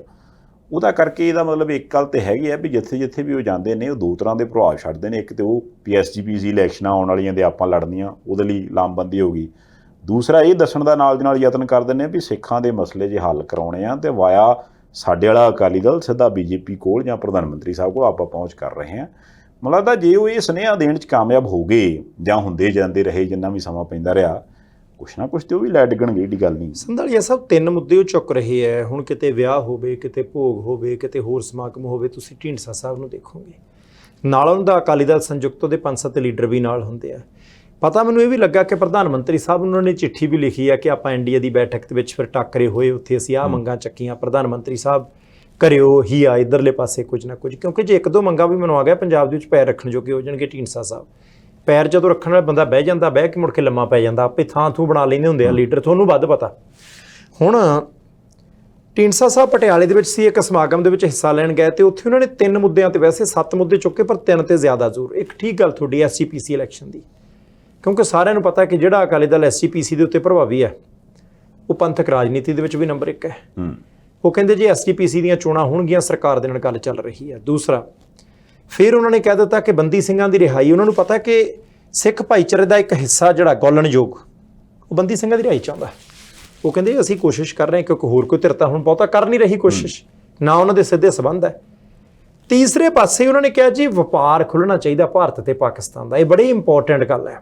ਪੰਜਾਬ ਦਾ ਵਪਾਰੀ, ਪੰਜਾਬ ਦਾ ਕਿਸਾਨ, ਪੰਜਾਬ ਦਾ ਮਜ਼ਦੂਰ, ਪੰਜਾਬ ਦਾ ਟਰੱਕ ਚਾਲਕ, ਪੰਜਾਬ ਦਾ ਕਲੀਨਰ, ਪੰਜਾਬ ਦਾ ਢਾਬੇ ਵਾਲਾ, ਹਰ ਇੱਕ ਬੰਦਾ ਹੀ ਚਾਹੁੰਦਾ ਹੈ, ਪੰਜਾਬ ਦਾ ਇੰਡਸਟਰੀਅਲਿਸਟ, ਕਿ ਭਾਈ ਜੇ ਕਿਤੇ ਇੱਧਰਲੇ ਪਾਸਿਓਂ ਵਾਘਿਓਂ ਸਮਾਨ ਜਾਵੇ, ਅਸੀਂ ਪਹਿਲਾਂ ਮੁੰਬਈ ਨੂੰ ਭੇਜਦੇ, ਮੁੰਬਈ ਤੋਂ ਦੁਬਈ ਨੂੰ ਜਾਂਦਾ, ਦੁਬਈ ਤੋਂ ਪਾਕਿਸਤਾਨ ਨੂੰ ਜਾਂਦਾ, ਇਹ ਕਾਹਦੇ ਲਈ ਇੰਨਾ ਪੈਂਡਾ ਜਿਹੜਾ ਪਹਿਲੇ ਕਿਲੋਮੀਟਰ ਕਈ ਫੂਕ ਹੋ ਜਾਂਦੇ ਆ। ਉਹ ਜਿਹੜੀ ਤਿੰਨੇ ਚੀਜ਼ਾਂ ਦੀ ਗੱਲ ਕਰਦੇ ਆ, ਜੇ ਇਹਨਾਂ ਦੇ ਵਿੱਚੋਂ ਇੱਕ ਚੀਜ਼ ਵੀ ਉਹ ਕਰਾਉਣ 'ਚ ਕਾਮਯਾਬ ਹੋ ਗਏ ਤਾਂ ਪੰਜਾਬ ਦੇ ਵਿੱਚ ਲੋਕ ਫਿਰ ਮਾੜਾ ਮੋਟਾ ਦੇਖਣਗੇ ਕਿ ਭਾਈ ਠੀਕ ਹੈ, ਚੱਲਦੀ ਹੈ, ਮੰਨਦੇ ਨੇ ਇਹਨਾਂ ਦੀ ਮਾੜੀ ਮੋਟੀ ਗੱਲ ਕਿਤੇ ਨਾ ਕਿਤੇ ਕੇਂਦਰ ਵਾਲੇ। ਨਹੀਂ ਉਹ ਤਾਂ ਗੱਲ ਹੈਗੀ ਆ। ਤੁਸੀਂ ਦੇਖੋ ਦੂਜੇ ਪਾਸੇ ਸ਼੍ਰੋਮਣੀ ਅਕਾਲੀ ਦਲ ਬਾਦਲ ਦੀ ਆਪਾਂ ਗੱਲ ਕਰੀਏ ਤੇ ਉਹਨਾਂ ਨੇ ਉਹ ਜਿਹੜਾ ਮਸਲਾ ਆਪਾਂ ਅੱਗੇ ਵੀ 1-2 ਦਿਨ ਗੱਲ ਕੀਤੀ ਸੀ ਕਿ ਵੀ 2 ਸੀਟਾਂ ਜੀ ਜੰਮੂ ਕਸ਼ਮੀਰ ਵਾਲੇ ਪਾਸੇ ਸਿੱਖ ਭਾਈਚਾਰੇ ਲਈ ਰਾਖਵੀਆਂ ਹੋਣ, ਇਹਦਾ ਮੁੱਦਾ ਉਹ ਵਾਰ-ਵਾਰ ਚੁੱਕ ਰਹੇ। ਹੁਣ ਵੀ ਸੁਖਬੀਰ ਸਿੰਘ ਬਾਦਲ ਸਾਹਿਬ ਨੇ ਇਹੋ ਹੀ ਮੁੱਦਾ ਚੁੱਕਿਆ। ਉਹ ਕਹਿੰਦੇ ਵੀ ਉਹ ਬਹੁਤ ਜ਼ਰੂਰੀ ਹੈ ਜੀ ਉੱਥੇ, ਕਿਉਂਕਿ ਸਿੱਖ ਭਾਈਚਾਰੇ ਦੀ ਗਿਣਤੀ ਹੈ ਉੱਥੇ। ਤੇ ਜਦੋਂ ਉਹਨਾਂ ਦਾ ਪੁਰਾਣਾ ਸੂਬਾ, ਉਹਨਾਂ ਦੇ ਬਜ਼ੁਰਗਾਂ ਨਾਲ ਗੱਲ ਕਰੀਏ ਤੇ ਉਹ ਕਹਿੰਦੇ ਸਾਡੀ ਧਰਤੀ ਆ ਮਹਾਰਾਜ, ਤੇ ਤੁਸੀਂ ਜੋੜਦੇ ਇਸ ਹਿੱਸੇ ਨੂੰ ਤੁਸੀਂ ਜਾ ਕੇ ਸਿੱਖ ਰਾਜ ਨਾਲ ਜੋੜ ਲਓ ਭਾਵੇਂ। ਤੇ ਅੱਜ ਜੇ ਤੁਸੀਂ ਇਹ ਕਹੋ ਵੀ ਉਸ ਧਰਤੀ ਦਾ ਨਾਂ ਕੁਝ ਹੋਰ ਹੋ ਗਿਆ ਤੇ ਉੱਥੇ ਹੁਣ ਸਾਡੀ ਨੁਮਾਇੰਦਗੀ ਨਹੀਂ ਹੋਊਗੀ, ਇੱਦਾਂ ਗੱਲ ਨਹੀਂ ਬਣਨੀ। 2 ਸੀਟਾਂ ਰਾਖਵੀਆਂ ਚਾਹੀਦੀਆਂ। ਹੁਣ ਅਜੇ ਮੇਰਾ ਖਿਆਲ ਉਸ ਅਕਾਲੀ ਦਲ ਤੋਂ ਇਲਾਵਾ ਹੋਰ ਕਿਸੇ ਪਾਸਿਓਂ ਤਾਂ ਮੈਂ ਇਹ ਮੰਗ ਸੁਣੀ ਨਹੀਂ। ਜੇ ਕੱਲ੍ਹ ਨੂੰ ਉਹ ਮੰਗ ਵੀ ਪੂਰੀ ਕਰ ਦਿੱਤੀ ਜਾਂਦੀ ਆ ਤੇ ਹੋ ਸਕਦਾ ਫਿਰ ਰੌਲਾ ਪੈ ਜਾਏ ਵੀ ਉਹ ਵੀ ਸਾਰੇ ਪਾਸੇ ਰੱਖਦੇ ਆ ਬਈ ਨਹੀਂ ਅਕਾਲੀ ਦਲ ਜਿੰਨੀ ਤਰ੍ਹਾਂ ਦੇ ਵੀ ਹੈਗੇ ਜਾਂ ਜਿਹੜੇ ਨਾਂ ਹੇਠ ਵੀ ਹੈਗੇ, ਸਾਰਿਆਂ ਦੀ ਲੋੜ ਆਪਾਂ ਨੂੰ, ਕਿ ਨਹੀਂ? ਨਹੀਂ ਠੀਕ ਹੈ ਗੱਲ। ਬਾਕੀ ਸੰਧਾਲੀਆ ਸਾਹਿਬ ਮਣੀਪੁਰ ਵਾਲੀਆਂ ਘਟਨਾਵਾਂ ਦੇ ਉੱਤੇ ਮਾਣਯੋਗ ਸੁਪਰੀਮ ਕੋਰਟ 'ਚ ਸੁਣਵਾਈ ਹੋਈ। ਤੁਸੀਂ ਦੇਖੋ ਕਿ ਉਹ 2 ਬੀਬੀਆਂ ਜਿਨ੍ਹਾਂ ਨੂੰ ਨਿਰਵਸਤਰ ਕਰਕੇ ਘੁਮਾਇਆ ਗਿਆ ਸੀ, ਭੀੜ ਨੇ, ਜਿਨ੍ਹਾਂ ਦੇ ਵਿੱਚੋਂ ਇੱਕ ਦੇ ਨਾਲ ਗੈਂਗਰੇਪ ਹੋਇਆ, ਇਹ ਪਟੀਸ਼ਨ ਮਾਣਯੋਗ ਸੁਪਰੀਮ ਕੋਰਟ ਭਾਰਤ ਦੇ ਵਿੱਚ ਉਹਨਾਂ 2 ਬੀਬੀਆਂ ਨੇ ਦਾਇਰ ਕੀਤੀ ਸੀ। ਵਕੀਲ ਵੱਡੇ ਨੇ, ਉਹਨਾਂ 'ਚੋਂ ਸਿਆਸੀ ਲੀਡਰ ਵੀ ਵਕੀਲ ਨੇ। ਸੁਪਰੀਮ ਕੋਰਟ ਨੇ ਉਹਨਾਂ 2 ਬੀਬੀਆਂ ਦੀ ਵੀਡੀਓ ਜਨਤਕ ਹੋਣ ਤੋਂ ਬਾਅਦ ਹੀ ਸਰਕਾਰ ਨੂੰ ਥੋੜ੍ਹਾ ਜਿਹਾ ਦਬਕਾ ਮਾਰਿਆ ਸੀ ਕਿ ਕਾਰਵਾਈ ਕਰੋ, ਕਰਦੇ ਕਿ ਨਹੀਂ ਕਰਦੇ। ਸਭ ਤੋਂ ਵੱਡੀ ਗੱਲ ਹੋਈ ਕਿ ਦੇਸ਼ ਦੀ ਸਭ ਤੋਂ ਵੱਡੀ ਅਦਾਲਤ ਦੇ ਜਿਹੜੇ ਚੀਫ ਜਸਟਿਸ ਸਾਹਿਬ ਨੇ ਉਹ ਖੁਦ ਸੁਣਵਾਈ 'ਚ ਬੈਠੇ ਤੇ ਉੱਥੇ ਸਭ ਤੋਂ ਪਹਿਲਾਂ ਤਾਂ ਕਿਉਂਕਿ ਪਟੀਸ਼ਨ ਕੇਂਦਰ ਤੇ ਸੂਬਾ ਸਰਕਾਰ ਦੇ ਖਿਲਾਫ ਹੈ, ਉਹਦੇ ਵਿੱਚ ਸੁਪਰੀਮ ਕੋਰਟ ਨੇ ਕਹਿਤਾ, ਕਹਿੰਦੇ ਜੀ ਮਈ ਦੀ ਮੇਰੇ ਖਿਆਲ 3-4 ਤਰੀਕ ਤੋਂ ਘਟਨਾਵਾਂ ਸ਼ੁਰੂ ਹੋਈਆਂ, ਮਹੀਨੇ 3 ਹੋ ਗਏ, ਮਈ ਸਾਰਾ, ਜੂਨ ਸਾਰਾ, ਜੁਲਾਈ ਸਾਰਾ। ਇਹਨਾਂ 3 ਮਹੀਨਿਆਂ ਦੇ ਵਿੱਚ ਕਿੰਨੀਆਂ FIR ਹੋਈਆਂ ਤੇ ਉਹਨਾਂ ਦੀ ਕਾਰਵਾਈ ਕੀ ਹੋਈ? ਮਾੜਾ ਜਿਹਾ ਸਵੇਰੇ ਭਲਕੇ ਦੱਸਿਓ ਹਾਂ ਕਿ 3 ਮਹੀਨੇ ਤੋਂ ਘਟਨਾਵਾਂ ਘਟ ਰਹੀਆਂ, ਸੈਂਕੜੇ ਲੋਕਾਂ ਦੀ ਮੌਤ ਹੋ ਗਈ, 60,000 ਬੰਦਾ ਘਰੋਂ ਬੇਘਰ ਹੋ ਕੇ ਬੈਠਾ, ਘਰ ਸਾੜ ਦਿੱਤੇ ਗਏ, ਸਕੂਲ ਢਾਹ ਦਿੱਤੇ ਗਏ। FIR ਕਿੰਨੀਆਂ ਦਰਜ ਕੀਤੀਆਂ ਤੇ ਉਹਨਾਂ ਤੇ ਕਾਰਵਾਈ ਕੀ ਹੈ? ਇਹ ਬਹੁਤ ਵੱਡਾ ਸਵਾਲ ਖੜਾ ਕਰ ਦਿੱਤਾ ਮਾਣਯੋਗ ਸੁਪਰੀਮ ਕੋਰਟ ਨੇ ਤੇ ਭਾਰਤ ਦੇ ਲੋਕ ਮਾਣਯੋਗ ਸੁਪਰੀਮ ਕੋਰਟ ਤੋਂ ਇਹੀ ਆਸ ਰੱਖਦੇ ਆ। ਦੂਸਰਾ, ਉੱਥੇ ਫਿਰ ਜਿਹੜੀਆਂ ਵਕੀਲ ਬੀਬੀਆਂ ਨੇ ਉਹਨਾਂ ਵੱਲੋਂ ਵਕੀਲ ਸਾਹਿਬ ਜਿਹੜੇ ਪੇਸ਼ ਹੋਏ, 2-3 ਹੋਏ ਪੇਸ਼, ਉਹਨਾਂ ਦੇ ਵਿੱਚੋਂ ਇੱਕ ਵਕੀਲ ਸਾਹਿਬ ਨੇ ਤਾਂ ਇਹ ਕਹਿਤਾ, ਕਹਿੰਦੇ ਜੀ ਦੇਖੋ ਗੱਲ ਇਹ ਹੈ ਕਿ CBI ਜਾਂਚ ਕਰ ਰਹੀ ਹੈ, CBI ਤੋਂ ਜਾਂਚ ਨਾ ਹੋਵੇ, ਮਾਣਯੋਗ ਸੁਪਰੀਮ ਕੋਰਟ ਦੀ ਨਿਗਰਾਨੀ ਹੇਠ SIT ਜਾਂਚ ਕਰੇ, ਕੋਈ ਹਾਈ ਕੋਰਟ ਦੇ ਸਾਬਕਾ ਸੇਵਾ ਮੁਕਤ ਜੱਜ ਸਾਹਿਬ ਜਾਂਚ ਕਰਨ। ਤੇ ਉਹਨਾਂ ਨੇ ਉੱਥੇ ਇੱਕ ਤਰਕ ਦਿੱਤਾ। ਉਹ ਕਹਿੰਦੇ ਜੀ ਤੁਸੀਂ ਦੇਖੋ ਕਿ ਇਹ ਬੀਬੀਆਂ ਸਭ ਤੋਂ ਪਹਿਲਾਂ ਪੁਲਿਸ ਕੋਲ ਪਹੁੰਚੀਆਂ, ਪੁਲਿਸ ਵਾਲੇ ਆਪਣੀ ਜਿਪਸੀ 'ਚ ਬਿਠਾ ਕੇ ਭੀੜ ਕੋ ਛੱਡ ਗਏ, ਆਪ ਖਲੋਤੇ ਰਹੇ। ਉਹਦੇ ਤੋਂ ਬਾਅਦ ਇਹਨਾਂ ਦੇ ਨਾਲ ਪੁਲਿਸ ਦੀ ਹਾਜ਼ਰੀ 'ਚ ਜੋ ਕੁਝ ਹੋਇਆ, ਇੱਕ ਦਾ ਭਰਾ ਤੇ ਪਿਓ ਕਤਲ ਕਰ ਦਿੱਤੇ ਗਏ, ਉਹਦੇ ਨਾਲ ਫਿਰ ਗੈਂਗ ਰੇਪ ਹੋਇਆ, ਉਹਨਾਂ ਨੂੰ ਨਿਰਵਸਤਰ ਕਰਕੇ ਭੀੜ ਨੇ ਘੁਮਾਇਆ, ਉਹਨਾਂ ਦੇ ਨਾਲ ਛੇੜਖਾਨੀ ਕੀਤੀ ਤੇ ਉਹ ਔਰਤ, ਉਹ ਕਹਿੰਦੇ ਅਜੇ ਤੱਕ ਆਪਣੇ ਭਰਾ ਤੇ ਪਿਓ ਦਾ ਮੂੰਹ ਨਹੀਂ ਦੇਖ ਸਕੀ, ਡੈੱਡ ਬੋਡੀ ਨਹੀਂ ਲੱਭੀ। ਉਹ ਕਹਿੰਦੇ ਜੀ ਇਸ ਕਰਕੇ ਆਸ ਨਹੀਂ ਕੀਤੀ ਜਾ ਸਕਦੀ ਉੱਥੋਂ। ਹੁਣ ਸੰਧਾਲੀਆ ਸਾਹਿਬ ਤੁਸੀਂ ਦੇਖੋ ਕਮਾਲ ਦੀ ਗੱਲ, ਮਈ ਮਹੀਨੇ ਦੇ ਵਿੱਚ ਇਹ ਸਾਰਾ ਕਾਂਡ ਹੋਇਆ, ਜੁਲਾਈ ਚਲ ਗਿਆ, ਅਗਸਤ ਸ਼ੁਰੂ ਹੋ ਗਿਆ। ਜੇ ਮਾਨਯੋਗ ਸੁਪਰੀਮ ਕੋਰਟ ਦੇ ਵਿੱਚ ਪਟੀਸ਼ਨ ਪਈ ਆ ਤਾਂ ਕਾਹਦੀ ਪਈ ਆ? ਕਹਿੰਦੇ ਨਿਰਪੱਖ ਜਾਂਚ ਕਰਾ ਦਿਓ। ਯਾਰ ਜਿੱਦਣ ਪਹਿਲੀ ਘਟਨਾ ਘਟੀ ਸੀ ਉਹਦੇ ਤੋਂ ਬਾਅਦ ਹੀ ਇੰਨਾ ਸਖਤ ਐਕਸ਼ਨ ਚਾਹੀਦਾ ਸੀ ਕਿ ਅਜੇ ਤੱਕ ਤਾਂ ਦੁੱਧ ਦਾ ਦੁੱਧ ਤੇ ਪਾਣੀ ਦਾ ਪਾਣੀ ਹੋਇਆ ਹੁੰਦਾ। ਜੇ 3 ਮਹੀਨਿਆਂ ਬਾਅਦ ਵੀ ਦੇਸ਼ ਦੀ ਸਭ ਤੋਂ ਵੱਡੀ ਅਦਾਲਤ ਦੇ ਵਿੱਚ ਪਟੀਸ਼ਨ ਪੈਂਦੀ ਹੈ ਕਿ ਨਿਰਪੱਖ ਜਾਂਚ ਕਰਾਓ, ਇਹ ਬਹੁਤ ਵੱਡੀ ਗੱਲ ਹੈ। ਇਹ ਦੱਸਦੀ ਆ ਕਿ ਭਾਈ ਆਮ ਲੋਕਾਂ ਦੇ ਹਾਲਾਤ ਕਿਹੋ ਜਿਹੇ ਨੇ। ਤੁਸੀਂ ਇੱਕ ਹੋਰ ਦੇਖੋ, ਇੱਥੇ ਮਾਨਯੋਗ ਸੁਪਰੀਮ ਕੋਰਟ ਨੇ ਵੀ ਕਿਹਾ, ਉਹ ਕਹਿੰਦੇ ਜੀ ਸਰਕਾਰਾਂ ਨੂੰ ਕਿਹਾ, ਉਹ ਕਹਿੰਦੇ ਜੀ ਵੀਡੀਓ ਆ ਗਈ, ਵੀਡੀਓ ਤੋਂ ਪਤਾ ਲੱਗ ਗਿਆ। ਹੋਰ ਬਹੁਤ ਸਾਰੀਆਂ ਘਟਨਾਵਾਂ ਕਹਿੰਦੇ ਖਦਸ਼ਾ ਹੈ ਕਿ ਇਦਾਂ ਦੀਆਂ ਹੋਈਆਂ ਹੋਣਗੀਆਂ, ਪਰ ਉਹਨਾਂ ਦੀ ਵੀਡੀਓ ਨਹੀਂ ਆਈ।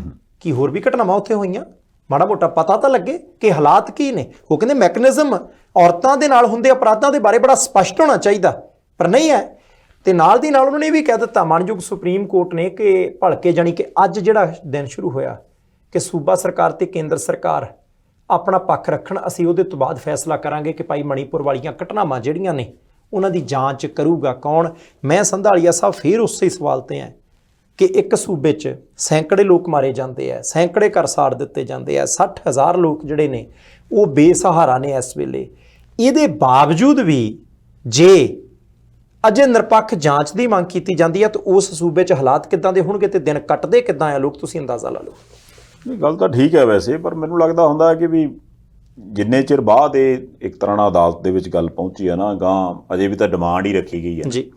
ਹੁਣ ਡਿਮਾਂਡ ਦੇ ਵਿੱਚ ਮੈਨੂੰ ਲੱਗਦਾ ਹੁੰਦਾ ਬਹੁਤ ਘੱਟ ਚਾਂਸਿਸ ਹੁੰਦੇ ਆ ਕਿ ਵੀ ਅਦਾਲਤ ਸਿਰਫ ਤੇ ਸਿਰਫ ਇੱਕ ਧਿਰ ਦੀ ਗੱਲ ਸੁਣ ਕੇ ਕੋਈ ਫੈਸਲਾ ਦੇ ਦੇਵੇ। ਜ਼ਰੂਰ ਸਰਕਾਰ ਨੂੰ ਵੀ ਨੋਟਿਸ ਕੱਢਣਗੇ ਵੀ ਤੁਸੀਂ ਆਪਣਾ ਪੱਖ ਦੱਸੋ ਜੀ, ਤੁਸੀਂ ਕੀ ਲਿਆਂਦਾ। ਸਰਕਾਰ ਵਾਲੇ ਪਾਸੋਂ ਆਪਣੀ ਗੱਲ ਰੱਖੀ ਜਾਊਗੀ ਜੀ, ਆਹ ਦੇਖੋ ਜੀ ਆਹ ਸਾਰਾ ਕੁਝ ਕਰ ਰਹੇ ਹਾਂ। ਜਦੋਂ ਵਕਤ ਪੈ ਜਾਂਦਾ ਨਾ, ਜਦੋਂ ਸਮਾਂ ਪੈ ਜਾਂਦਾ, ਉਦੋਂ ਕਈ ਚੀਜ਼ਾਂ ਜੇ ਮੰਨ ਲਓ ਸਾਹਮਣੇ ਹੁੰਦੀਆਂ ਵੀ ਹੋਣ ਤੇ ਉਹਨਾਂ ਦੇ ਉੱਪਰ ਘਟਾ ਮਿੱਟੀ ਪਾ ਦਿੱਤਾ ਜਾਂਦਾ। ਤੇ ਜੇ ਮੰਨ ਲਓ ਹੁਣ ਆਪਾਂ ਇਸ ਕੇਸ ਦੇ ਵਿੱਚ ਦੇਖਦੇ ਹਾਂ ਵੀ ਜਿੱਥੇ ਇੱਕ ਉਹ ਧਿਰ ਜਿਨ੍ਹਾਂ ਦਾ ਚਾਹੇ ਸਟੇਟ ਦੇ ਵਿੱਚ ਰਾਜ ਆ ਜਾਂ ਉਹ ਧਿਰ ਜਿਨ੍ਹਾਂ ਦਾ ਪੂਰੇ ਦੇਸ਼ ਦੇ ਵਿੱਚ ਰਾਜ ਆ, ਕੱਲ੍ਹ ਨੂੰ ਜੇ ਉਹਨਾਂ ਨੂੰ ਜਾਪੇ ਵੀ ਯਾਰ ਇਸ ਚੱਕਰ ਦੇ ਵਿੱਚ ਆਣ ਕੇ ਕੱਲ੍ਹ ਨੂੰ ਸਾਡੇ 'ਤੇ ਹੀ ਗੱਲ ਆਊਗੀ ਜਾਂ ਸਰਕਾਰ 'ਤੇ ਗੱਲ ਆਊਗੀ, ਤੇ ਉਹਦੇ ਲਈ ਜੇ ਮੰਨ ਲਓ ਮਹੀਨਾ ਡੇਢ ਮਹੀਨਾ ਵੀ ਮਿਲ ਗਿਆ ਤੇ ਜਿਹੜੇ ਬੰਦੇ ਨੇ ਜਾਂਚ ਕਰਨੀ ਹੈ ਜਾਂ ਜਾਂਚ ਕਰਨ ਵਾਲਿਆਂ ਨੂੰ ਦੱਸਣਾ ਵੀ ਆਹ ਦੇਖੋ ਜੀ ਆਹ ਸਬੂਤ ਸੀ, ਆਹ ਪ੍ਰੂਫ ਸੀ, ਇਹ ਸੀ ਉਹ ਸੀ। ਆਪਾਂ ਜੇ ਐਗਜ਼ਾਮਪਲ ਦੇ ਹਿਸਾਬ ਨਾਲ ਦੇਖ ਲਈਏ ਤੇ ਭਾਰਤ ਦੇ ਵਿੱਚ ਬਹੁਤ ਸਾਰੀਆਂ ਥਾਵਾਂ 'ਤੇ ਇਸ ਤੋਂ ਪਹਿਲਾਂ ਵੀ ਕਈ ਤਰ੍ਹਾਂ ਦੀਆਂ ਜਾਂਚਾਂ ਹੁੰਦੀਆਂ ਰਹੀਆਂ। ਕਈ ਵਾਰ ਕਈ ਸੇਵਾ ਮੁਕਤ ਜੱਜਾਂ ਦੇ ਕੋਲੋਂ ਜਾਂਚਾਂ ਹੁੰਦੀਆਂ ਰਹੀਆਂ। ਉਹ ਸੇਵਾ ਮੁਕਤ ਜੱਜ ਸਾਹਿਬ ਆਪਣੀ ਪੂਰੀ ਜਾਂਚ ਪੜਤਾਲ ਕਰਕੇ ਰਿਪੋਰਟ ਵੀ ਸੌਂਪ ਦਿੰਦੇ ਹੁੰਦੇ ਆ ਤੇ ਕਈ ਵਾਰਾਂ ਬਾਅਦ 'ਚ ਰਿਪੋਰਟ ਹੀ ਨਹੀਂ ਲੱਭਦੀ ਹੁੰਦੀ ਵੀ ਯਾਰ ਪਤਾ ਨਹੀਂ ਕਿਹਨੂੰ ਫੜਾ ਗਏ ਸੀ ਉਹ, ਯਾਰ ਕੁਝ ਸੀਗਾ ਕੋਈ ਚੱਕਰ। ਜਾਂ ਫਿਰ ਬਾਅਦ ਦੇ ਵਿੱਚ ਕਈ ਵਾਰ ਆਪਾਂ ਸਾਲਾਂ ਬੱਧੀ ਇਹ ਵੀ ਕੇਸ ਸੁਣੇ ਦੇਖੇ, ਕੇਸ ਇਹ ਜਾਗ ਲੱਗਦਾ ਜੀ ਉਹ ਜੀ ਇੰਨੀ ਸੰਨ ਦੇ ਵਿੱਚ ਜੱਜ ਸਾਹਿਬ ਨੇ ਇੱਕ ਜਾਂਚ ਕੀਤੀ ਸੀ, ਉਹ ਫਾਈਲ ਨਹੀਂ ਲੱਭਦੀ ਜੀ ਕਿੱਥੇ ਗਈ। ਮੈਂ ਇਹ ਨਹੀਂ ਆਂਦਾ ਵੀ ਇਹਦੇ 'ਚ ਕੁਝ ਹੋਣਾ ਲੱਭਣਾ ਨਹੀਂ। ਇਹ ਗੱਲ ਚੰਗੀ ਹੈ ਵੀ ਚਲੋ ਦੇਸ਼ ਦੀ ਸਭ ਤੋਂ ਵੱਡੀ ਅਦਾਲਤ ਨੇ ਇਹਦੇ ਵਿੱਚ ਇੰਟਰਵੀਨ ਕੀਤਾ ਐਂਡ ਉਹਨਾਂ ਨੇ ਕਿਹਾ ਵੀ ਕੁਛ ਨਾ ਕੁਛ ਲੱਭ ਕੇ ਦਿਓ ਸਾਨੂੰ ਵੀ ਹੋਇਆ ਕੀ ਆ। ਪਰ ਮੈਂ ਸਿਰਫ ਇਹ ਗੱਲ ਕਰਦਾ ਵੀ ਯਾਰ ਹੁਣ ਵੀ ਉਹ ਪਹਿਲੇ ਦੇ ਹਿਸਾਬ ਨਾਲ ਹੀ ਘੱਟੇ ਕੌਡੀਆਂ ਵਾਲਾ ਕੰਮ ਨਾ ਹੋਵੇ, ਕਿਉਂਕਿ ਜੇ ਹੁਣ ਕੀਤਾ ਗਿਆ ਤੇ ਹੋਣਾ ਕੀ ਆ ਵੀ ਉਸ ਜ਼ਖਮ ਨੂੰ ਸਿਰਫ ਲੁਕਾਇਆ ਜਾਣਾ, ਉਹਦਾ ਇਲਾਜ ਨਹੀਂ ਹੋਣਾ। ਤੇ ਜੇ ਉਹ ਅੱਜ ਮੰਨ ਲਓ ਭਰਿਆ ਤੇ ਕੱਲ੍ਹ ਨੂੰ ਦੁਬਾਰਾ ਲਹੂ ਨਿਕਲ ਸਕਦਾ ਉਹ 'ਚੋਂ। ਇਹ ਬਿਲਕੁਲ ਠੀਕ ਹੈ ਸੰਧਾਲੀਆ ਸਾਹਿਬ, ਸਮੇਂ ਦੀ ਸਮਾਪਤੀ। ਚਲਿਏ ਜੀ, ਬਹੁਤ ਸ਼ੁਕਰੀਆ। ਲਓ ਜੀ, ਫਿਰ ਇਹਦੇ ਨਾਲ ਹੀ ਇਸ ਪ੍ਰੋਗਰਾਮ ਨੂੰ ਇੱਥੇ ਸਮਾਪਤ ਕਰਦੇ ਹਾਂ ਜੀ। ਦੇਖਦੇ ਰਹੋ ਪ੍ਰਾਈਮ ਏਸ਼ੀਆ TV, ਤੁਹਾਡਾ ਆਪਣਾ ਤੁਹਾਡੇ ਲਈ।